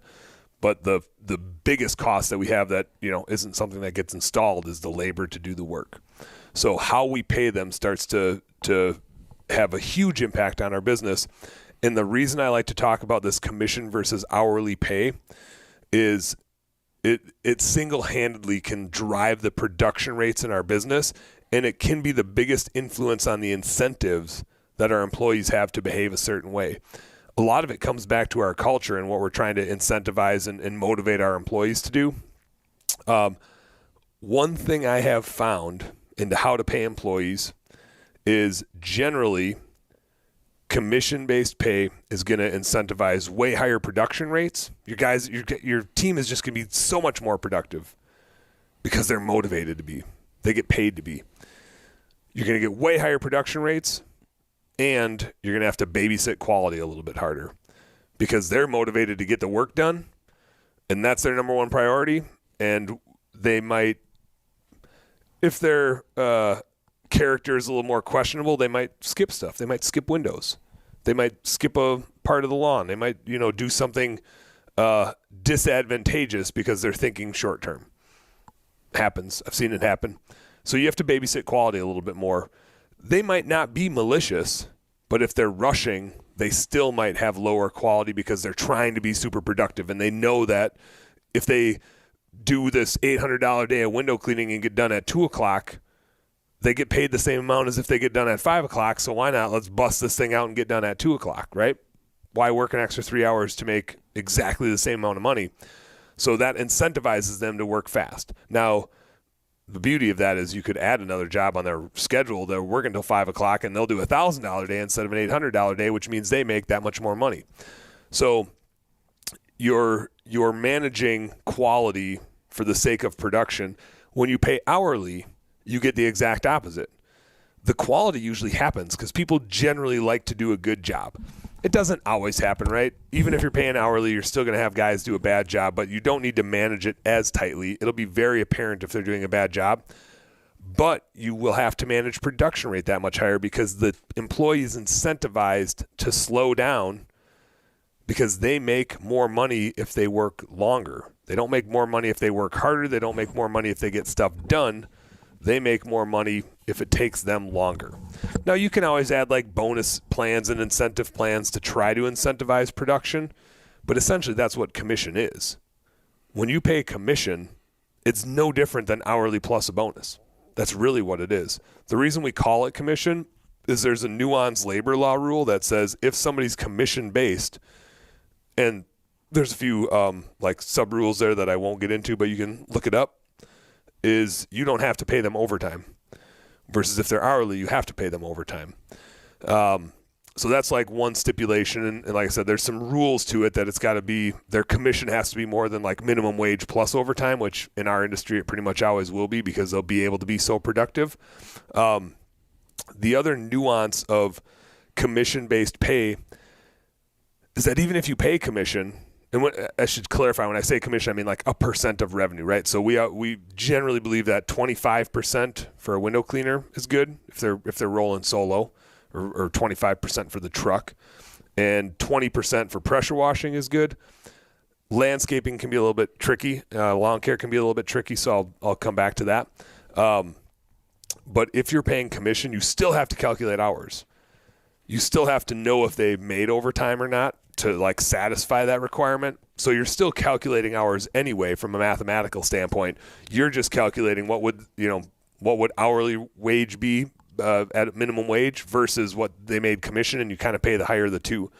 In our business, we actually set our own minimum wage at $16 an hour for window cleaning, and then we use 25% commission for window cleaning or 20% for pressure washing, and so we just do the math every single week.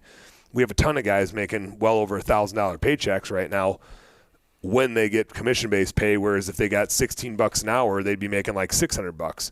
So they're almost doubling that. They're making like $30 an hour damn near when they make commission-based pay from an equivalent standpoint, and they might knock out $1,000 paycheck week and work 30 hours that week. But the beauty of it is, and the reason I tend to like commission-based pay is they win when we win, and we win when they win. So if you're paying hourly and somebody gets a massive paycheck, as a business owner, you kind of go like, oh shit, like that's draining my bank account. And unless they did something profound that week, you almost view it as a negative. Like, shit, I got to pay that guy a whole lot of money. He worked like 60 hours this week and I'm losing my ass. And we maybe didn't even get this project done, but I got to pay him all this anyway.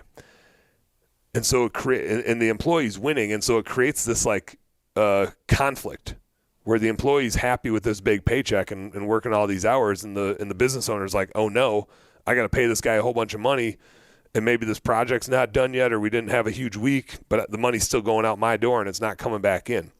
So you create this conflict, and you're taking a lot of risk because you can't pass that cost on to the customer. You can't be like, hey customer, Joey worked overtime this week and he wasn't very productive, so I told you that job was going to be $300, but actually it's got to be $500.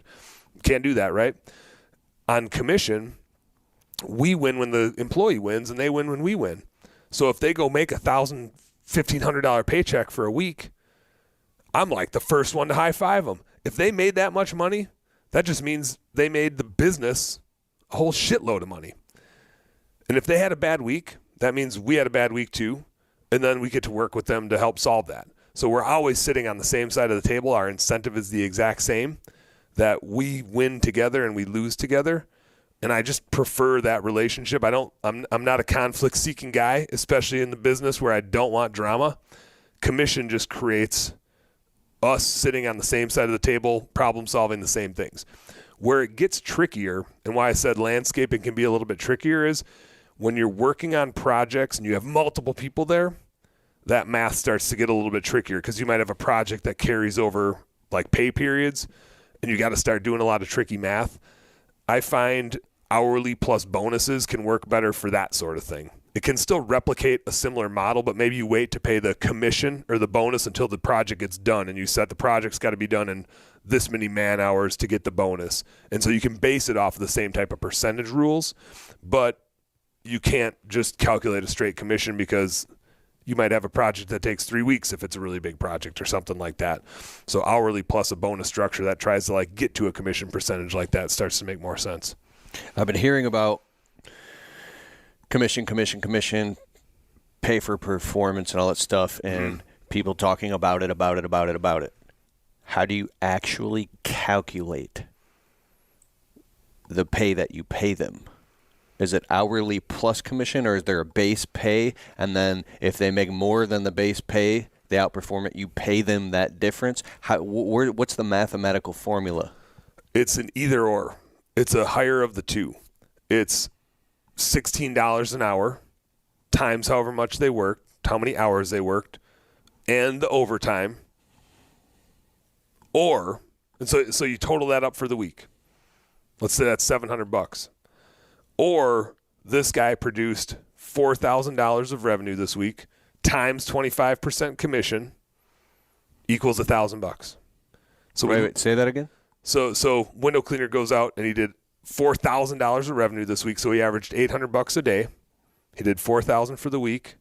Times we pay him 25% commission on that $4,000, which is $1,000. So his gross pay is $1,000. And we just have a spreadsheet where we say, which one's higher? What if you got 2 guys or 3 guys or 4 guys or 5 guys? Then you take that 25% and you keep splitting it down? What is the split between the guys? I don't split the percentage. I split the revenue.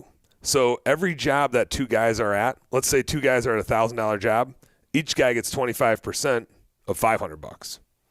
The math works the same. You could pay 12.5% of $1,000 or 25% of $500.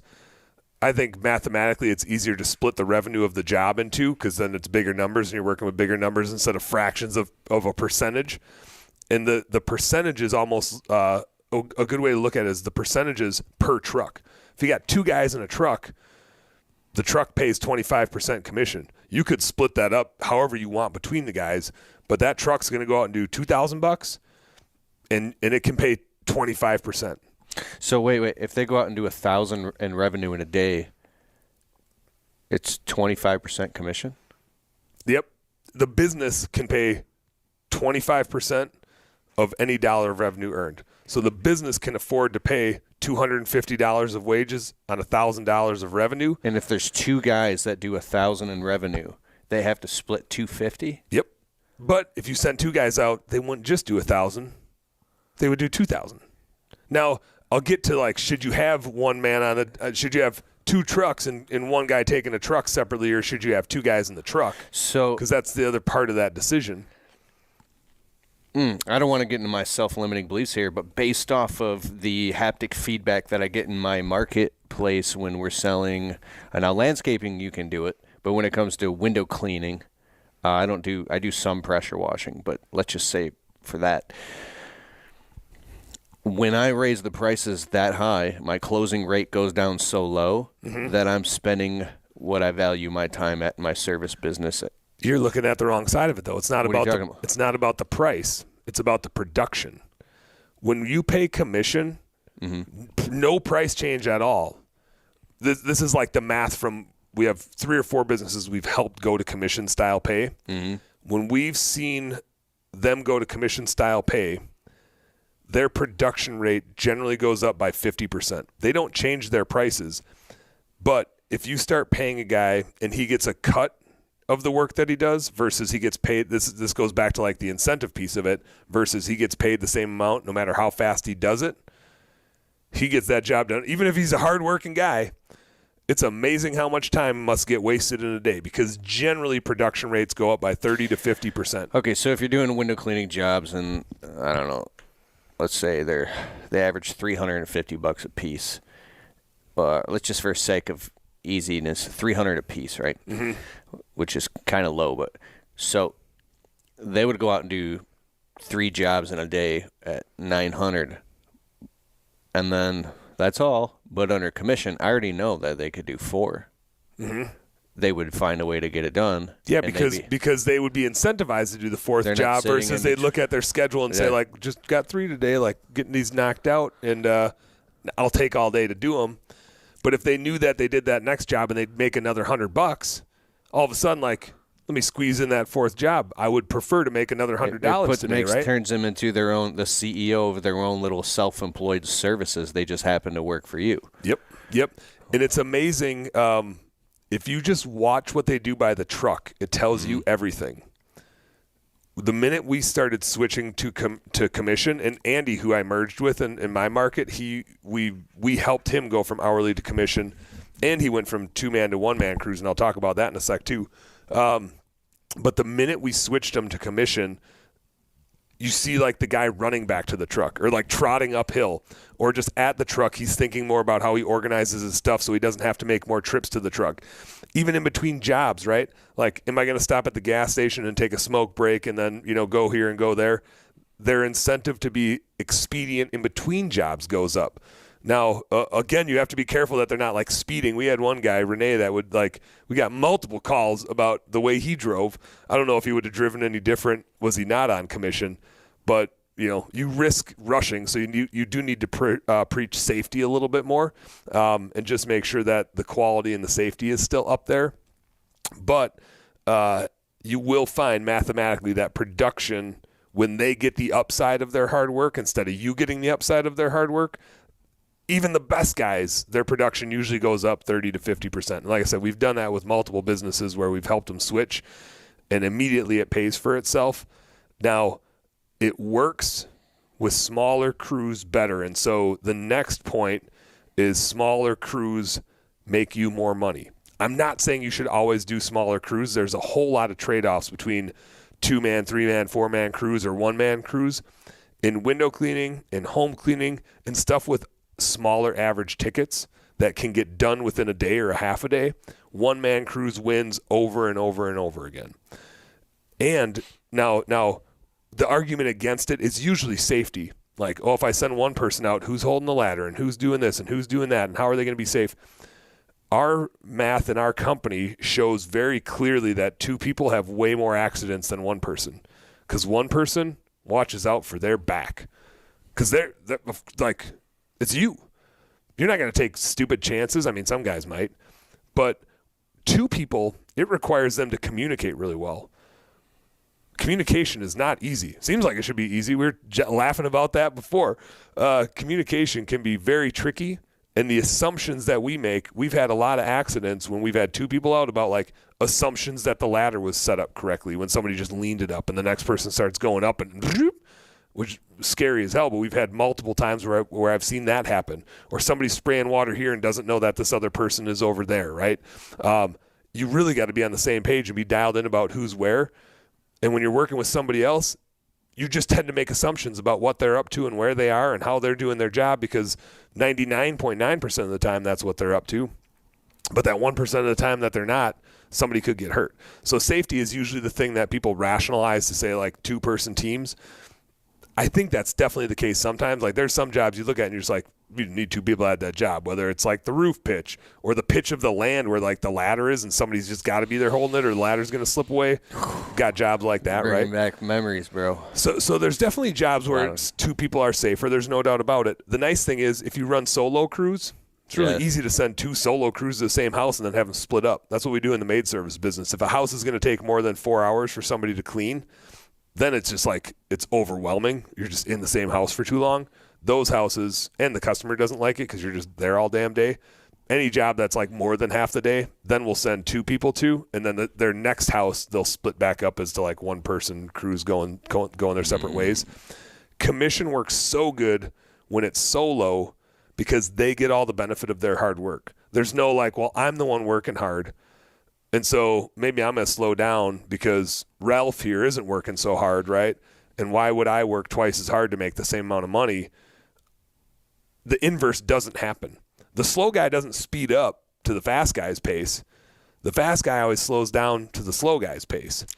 So commission works so good. Andy, my business partner, before we merged, I want to say like his average day for a window cleaner was around like $400. So like a team of 2 would do $700 to $800 of window cleaning. And we were talking to him, we're like, man, our best guy goes out and does $1,000 by himself. Like, and he's back by 2:00. And Andy didn't believe it, right? He's just like, there's no way. Like, these guys, like, he must be cutting corners. He must be doing a bad job. And it's like, no, everybody requests him. And we tell him he stands there too long talking to all the old ladies that hire him. They love him. And it's purely because he's working for himself, right? He gets all the upside of his production. He doesn't need to try to communicate with somebody else about, hey, did you get that window? Hey, did you start over here? Hey, I got to take this phone call. Can you keep going? And I'm going to like quick do this. And then you can take a phone call after that. There's no like standing around waiting for the other guy to do something because you're the only guy. So if you're solo, you go faster because ain't nobody else going to get that house done. That house is not going to get done until you get it done.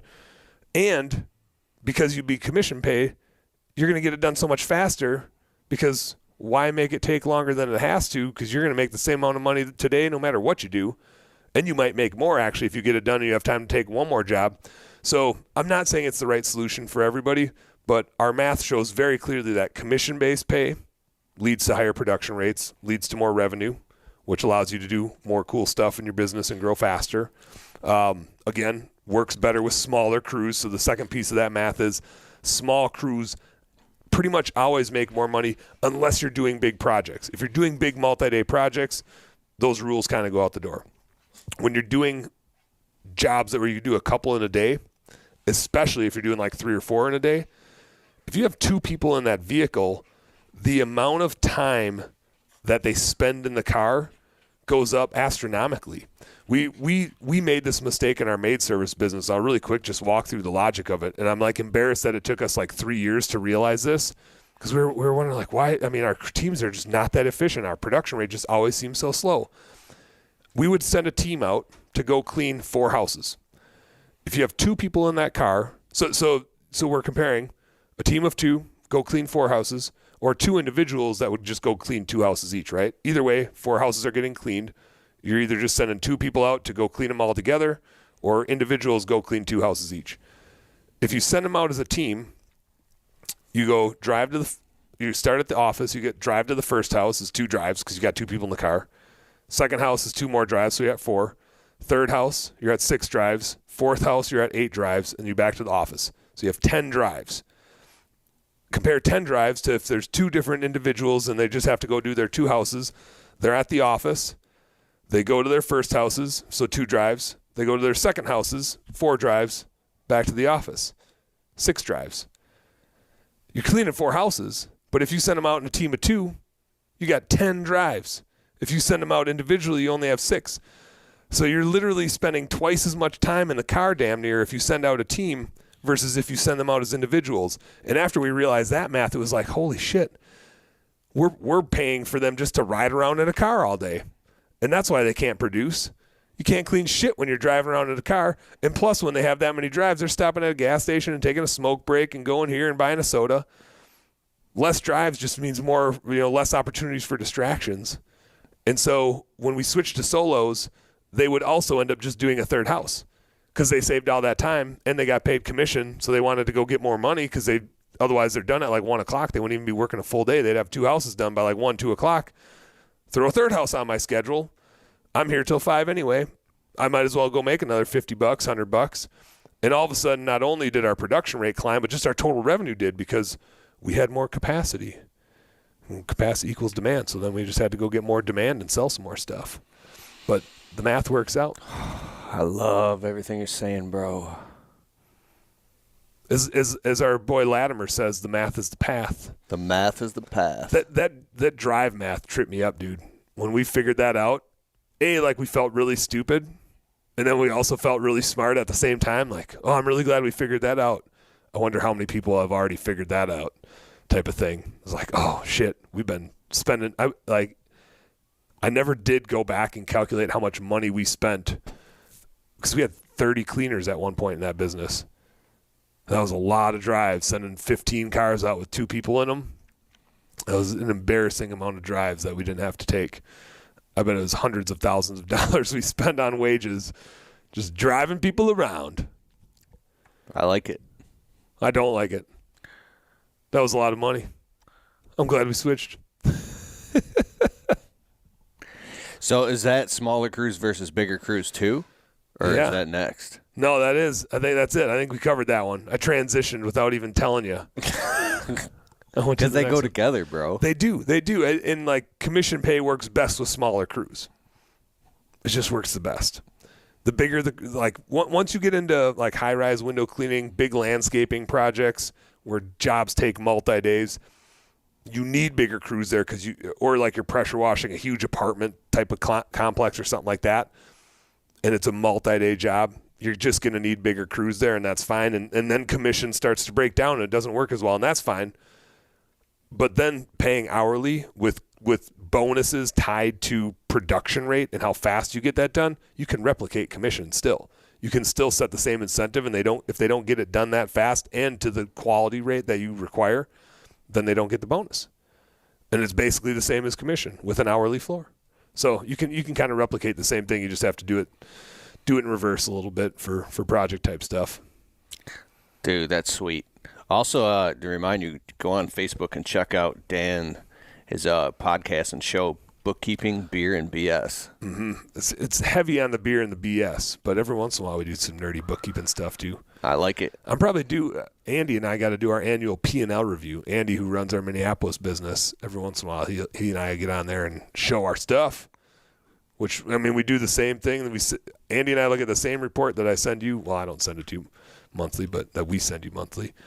And we'll get on our Facebook page and go through ours and be vulnerable. We should that'd be kind of fun to show from 2 years ago when we did like $750,000 and made the same amount of money that we did when we did 1.1. I think people would like to see that. Dude, that's gold right there, because you're talking about navigating through those steps and it's real, your man. Experience. It's real. I appreciate it, man. So the next one is 11, buying assets the right way. Because when you scale, you got to buy a lot of toys. So we got that, and then we have buying stuff to save on taxes, and they kind of go together because we hear all the time that we're supposed to spend a bunch of money at the end of the year so the IRS doesn't get it all. That's what we hear. So buying assets the right way, though. As we scale, we need a lot of equipment. We need a lot of vehicles because we got a lot of people going out to do work, and they can't just beat me up, Scotty type of thing. So what we find is, when we already talked about cash flow, cash is king. And if we're out there just buying all these assets up and paying cash for them, we won't have the money to spend on the marketing or the recruiting to grow the business. And I see a huge mistake made by a lot of guys that are just starting out or just scaling their business, that the first thing they do is go get the biggest rig they can. They go get a big badass truck, which is mostly about their ego. And like I've got an F-150. Like, I love my freaking truck. Once you have a truck, you never not have a truck, right? You're just never going back. But they spend all of their money on that truck or on that pressure washing trailer or on that landscaping trailer, and those things don't make money. They're no good. They enable you to make money, but they don't make money.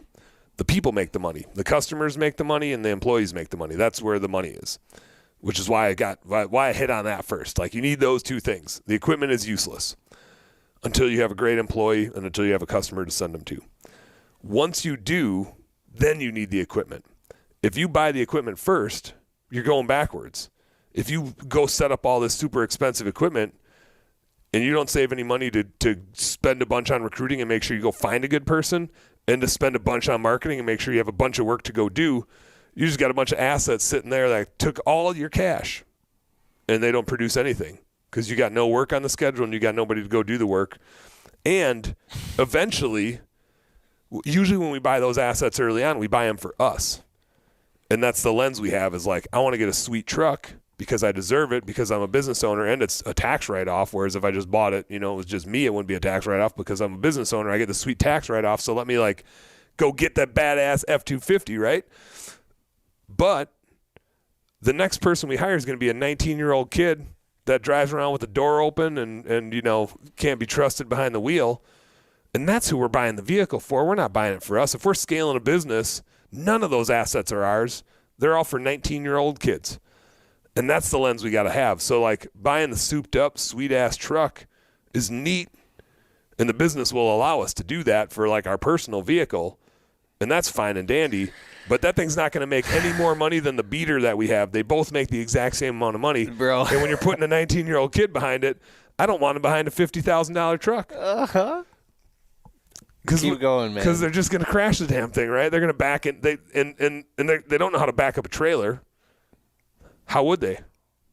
They never, unless they grew up in Michigan or Wisconsin and they're a fisherman. then they would know how to back in a trailer because they've been backing in their dad's boat, since they were like 12.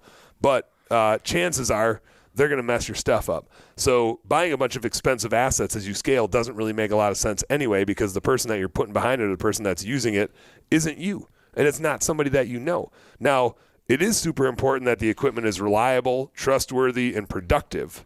Like, I'm not saying don't buy good, useful stuff. Just don't get sucked into bells and whistles and buying things that are ego. Buy things that are investments that are valuable. But buy them after you have the customers and the employees. So first, go fill up your schedule 6 weeks. Don't buy a truck. Go fill up your schedule 6 weeks. Because then the truck's already paid for. You got customers for the next 6 weeks that already bought you this truck and already bought you that equipment. They don't know that when you went and sold them, you didn't even have the stuff to go do the job yet.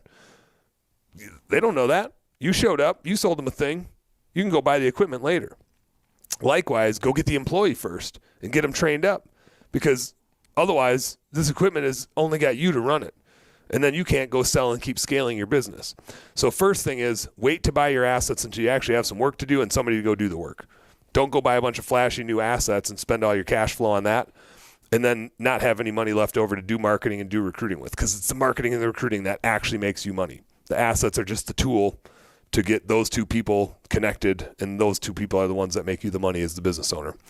The second thing is, there's this weird element of pride in saying, like, I bought that thing cash and I didn't have to borrow money for it.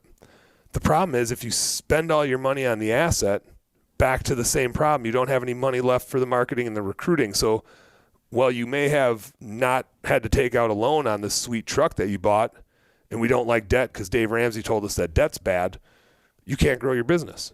You got nothing left to grow the business. You just got this sweet truck. So by financing it, let's say we buy a $30,000 truck. Let's put $10,000 down instead of paying $30,000 for it. Now we have $20,000 to spend on marketing and recruiting. That's easily going to fill up our schedule for 6 weeks. And now that truck, let's say we got a payment of like $400 or $500. Jill's office provides friendly, professional receptionists for small business owners just like you.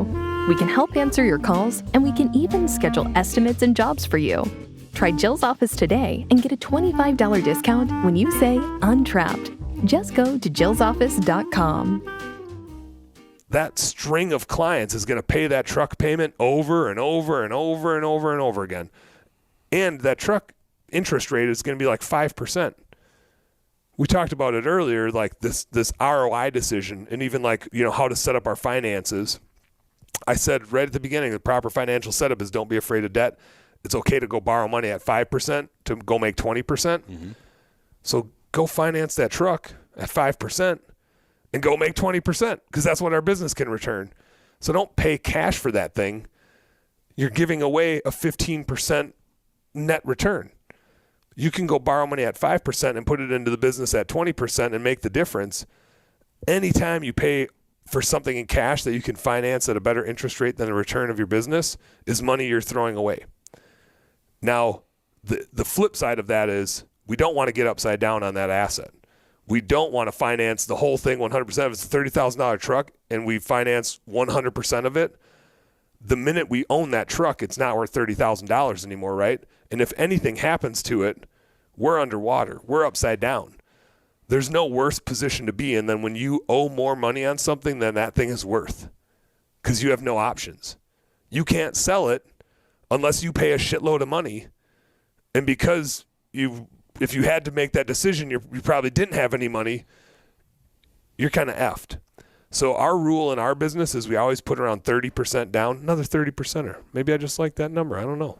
We always put around 30% down, because it just tends to be that no matter what happens to that vehicle or the vehicle market in general, we're never going to be upside down on that vehicle. We're never going to be backwards where we're going to put in a spot. We're going to be put in a spot where we can't pay for it and we can't use it.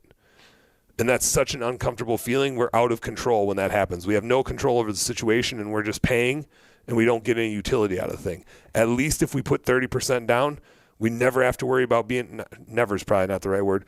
There's a very, very slim chance that we ever have to worry about being upside down on that and have the stress of it. And we're capturing, 60, 70% of it that's financed. We're saving all that cash flow. We're dumping it into marketing and recruiting. And then that goes and makes us the return on our investment. That's where we make the money. So our rule is put 30% down, but don't pay for it in cash. Finance around 70% so that we're saving all that cash flow and reinvesting it in things that earn us a return on our investment, the marketing and the recruiting. The other thing I would add to that is don't buy new, buy something used, gently used maybe, but it just tends to be that if we buy something new, A, like I said, we're buying it for a 19-year-old, but B, the thing is going to lose value so fast that buying it new is just paying a sticker premium. Now, it does depend on what the vehicle market is. Like, I'm not into buying new vehicles, but like I told you when we were driving here, we just ordered a new SUV because buying a used one was actually more expensive. And so there's going to be weird, vehicle markets where buying used might not make sense. But normally, it's just not worth paying that like premium for a new vehicle because it's not yours. It's the business's. You're the investor. You're the owner. You're putting a 19-year-old kid behind that vehicle. It's just not worth it. Get them to crank windows. You get those. You get the manual locks. That's fine. That's all they need. It's a work truck. It just needs to go. It needs to look nice. Throw some logos on there. That's fine. But it doesn't need to have like the big moonroof, right? Doesn't need to have it. Just needs to go crank money out. And the moonroof doesn't make any more money than whatever other roof you got on there. So it's an asset. You got to buy it the right way, which gets me to number 12, final. Everybody believes that we ought to be spending a bunch of money at the end of the year because damned if we're going to be paying the IRS money, right? Have you ever bought anything at the end of the year to not pay the IRS? Last year was the most amount of money I ever made. And I did have a decision. I was like, I'm either going to give this to Uncle Sam. I think you might have messaged me even. I think we maybe had a convo about it. And I bought something, and even though I was able to write it off my taxes, and I really use it in my business, now I'm stuck paying that damn thing off. Mm-hmm. But good thing it wasn't too much money. They're like, what was it? A piece of equipment. Mm-hmm. Yeah. So I tested that out, and now I know what that feels like at a small level. So here's the funny thing. The savings, I'm all about it. When we can minimize our taxes legally, that makes a shit ton of sense. Why not invest in growing our business? Because the minute we have to pay taxes, that's money that we don't get to invest in the growth of our business. So we might as well spend the money on the growth of the business than pay it to the government. That logic makes sense over and over and over again. The government will make more money too if we grow the business, because then they're gonna have more taxes that they can get from us for that business. So like we all win. Now, the problem lies in A, did we actually buy something that grew the business, or did we just have another excuse to go buy a sweet ass truck, which I see that a lot, right? Like, well, I better spend this money and it's a tax write off, so let me go get this Raptor. That happens. That's not the worst thing in the world, but we're kind of like fooling ourselves when we do that sort of thing. The other piece of it is I'm going to stay on that for a second. If the true point of that is to invest in our business and grow our business and not have to pay it in taxes, we shouldn't buy an asset. We should spend on marketing or recruiting. Because those are the two things, to my last point, those are the two things that make us the money. The assets don't make us the money. It's the people that make us the money. So investing more in marketing or recruiting will have a higher payoff than investing in the asset. Now, buying the equipment makes a lot of sense. If you're going to buy it in January or February or March, you might as well buy it in December and get the tax benefit now. But mathematically, if you think about what's actually happening here, yeah, we can say, let's say we bought a $10,000 piece of equipment and our tax rate is 30% between federal and state, just to make up a number. So we buy that $10,000 piece of equipment. We're saving $3,000 in taxes. But what's actually happening is we're just moving that $3,000 savings a year forward. Because we're going to buy it in March anyway, we were going to save the same $3,000 the next year, right? Mm-hmm. If we're buying the equipment either way, we're saving $3,000 this year or we're saving $3,000 next year. The value of saving $3,000 this year is that we can take that $3,000 and reinvest it in the business. It's $3,000 that we have to reinvest. Well, we're saying our business generates around a 20% return, so that's $600 of value. So we spent $10,000, but we really only got $600 of value because we would have made the $3,000 savings next year either way. So, and that's assuming that we get to expense all $10,000 of it, right? Today with 179 deductions, we get to expense all $10,000 of that asset that we bought.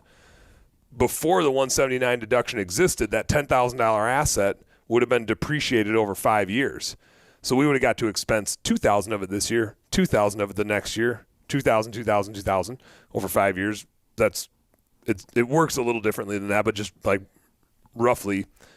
So if that was the case, which some point we'll probably be back in that structure, and if that's the case, and you're really only saving $2,000 because that's all you get to expense, and now 30% of $2,000, like the actual taxes of those, that would be $600, and then your 20% return on $600 is like $120. So now you bought a $10,000 asset to save $120. So like the math of buying stuff at the end of the year isn't nearly as valuable as it feels like it is. Like it feels like we're spending $10,000 and so we're saving all this money on taxes. But if we were going to buy it the next year anyway, and if this 179 deduction didn't exist, it's like 1% that we actually are better off. So it's not this huge, massive like savings that it feels like it should be. But where it does make sense is buying marketing or recruiting, because that's the best investment we can make in our business. That's what grows it the fastest and grows it the most. Capacity and demand going up at the same rate. Or buying that equipment that we need like early on the next year, but not like fooling ourselves into justifying that we need it, but actually buying something that's going to like make us money the next year. So it can be valuable, but we shouldn't do it under the pretense of I'm going to do this to avoid paying taxes. It should be done under the pretense of I'm going to do this because I believe this is a great investment for my business, and I might as well do it in December instead of in March, because why the hell not? Like if I'm going to do it either way, it's more valuable to do it in December than in March, assuming it doesn't create a cash flow issue for me, but it doesn't create a huge tax savings. And I think we get sucked into thinking we're having this huge tax savings impact, and it's just not quite so big as we think it is. I like that. So buying stuff to save on taxes just for the reason that you think you're saving on taxes. Yeah. Does Ashley like to buy shoes? Is she a shopper? She said she was maybe going shopping. There was this funny thing on TikTok. Her sister sent she was laughing in tears. I go, what's that? Her sister sent, and it was like these guys with from a different country with things on their heads, and they were doing like this dance out in like the sand or whatever, and there was the song playing, here come the hot stepper, word up, I'm the lyrical gangster, and they were dancing like this, and then the meme was, this is me on my way to Target spending all my husband's money. Anyways, if you saw it, she thought it was so funny. I'm just playing around, bro. She has her own money. But I'm not trying to say if she's shopping. She's not. She's actually very thrifty and very smart at shopping. She's proud when she saves money on stuff. That's where I was going with this. Yeah. Have you ever heard, but look how much money I saved? Have you ever heard that? Yeah. It's the same thing. It's the same like thing we're convincing ourselves. I like to say, Marty's not a shopper either. So like when I give her a hard time, it's as a joke because she's like super cheap. But I always like to say, you're just going broke saving money. Like you're justifying spending more money by saving it, but you're still $50 less rich or $100 less rich. Like I don't care that you saved $200, you're still out $100. Like the fact of the matter is, the money still went out the door. That wouldn't have gone out the door if you didn't buy the thing. Now you got to buy things, and if you need to buy the thing anyway, you might as well do it as tax effectively or as cost effectively as possible. Just be very conscious and don't let your ego get in the way and all that stuff. Yeah, don't fool yourself. I love it. So one thing man, even when I got my first new truck, I was nervous because I always had the biggest piece of crap on the road, and I felt like I didn't deserve it. But one thing that I was thinking about the ego is, if you grew up really, really poor and you've always worked dead-end jobs, you never had any money, when you finally get some money, you want to feel what it feels like to buy the thing and actually own it. And then the actual feeling of going through that process and owning a nice truck or something might make you feel like, yes, and have confidence to go out and make more money. So there's this weird intangible, but I think it can get totally out of hand, like you're saying. Because some people might be growing an entire business and they want to grow $1 million business because they just want their dad to be proud of them, or they just want to look cool, or they finally want to feel significant. And it isn't even for the real reasons that, if you ask them, think about stuff like that, you know? That's funny. Actually, as you say that, I realize, I could probably justify that we should pay me more in our business. And we were talking about that earlier. And I intentionally don't take more because the reason I run our business has nothing to do with me making money. Now, that helps that my wife has a really good job and makes like twice as much money as I do, so I don't need to make a lot of money in it. But I actually do it to make people proud. That's totally it. Like, it's not about the money. I want to make my wife proud, my kids proud, my parents proud that I'm like taking risks and doing hard things. So in a funny way, we were talking about this earlier too, is I do it for me, right? Like, I want to make them proud. That's all for me. I get the benefit of feeling like I made them proud. If I make a bunch of money, that's neat, but only if it's connected to making them proud. If I won the lottery, and this is like happens, right? People win the lottery and they're freaking miserable because there's no pride in the money. Whereas when we like grow a business and do really hard things, we connect the pain and suffering with pride, and then we get a result. And I think you can say, what's wrong with kids today? And I've gone on this rant before, but business owners have this unique lens that so many people are unfortunate to not have, which is, and I don't know that we all realize it, but we get into this business because of the pride that we get out of doing really hard stuff. You would never be an entrepreneur if you didn't like enjoy some of that pain and suffering. And we've just all had enough little snips of success that we get that pride out of it. And that's what fuels us. That pride is the thing that keeps us going and that keeps us wanting more. It's not the money. It's the pride, dude. Amazing. It's all about the pride. I love it, bro. So that's all 12 steps. We hit 12. We hit the dozen. I don't even have a baker's dozen. I should have had a bonus baker's dozen, but I don't even have one. You got one? Whoa, that was a riddle to me. I'm gonna put all the links below to this other segments and shows we did. If you didn't have time to watch this whole thing, I'll put all the links below, and you can listen to the entire thing on the Untrapped podcast on Spotify, Apple. Keith Kalfas, Dan Plata. How can everybody find you, bro? YourBlueSkies.com. Go check it out. YourBlueSkies.com/Kalfas if you want to get some deals on stuff. Hit up Bookkeeping Beer and BS on Facebook. Hit it up on YouTube for our, what we like to call bookkeeping bites. You get the hot tips. Where else can you find me? That's the best place. That's where it's at. Love it, bro. And in the meantime, go make some money, baby. And you're hustling, bro. All day, every day. I love it, dude. Thanks, pleasure. Keith. Always. And pleasure, guys. That's it. See you next time.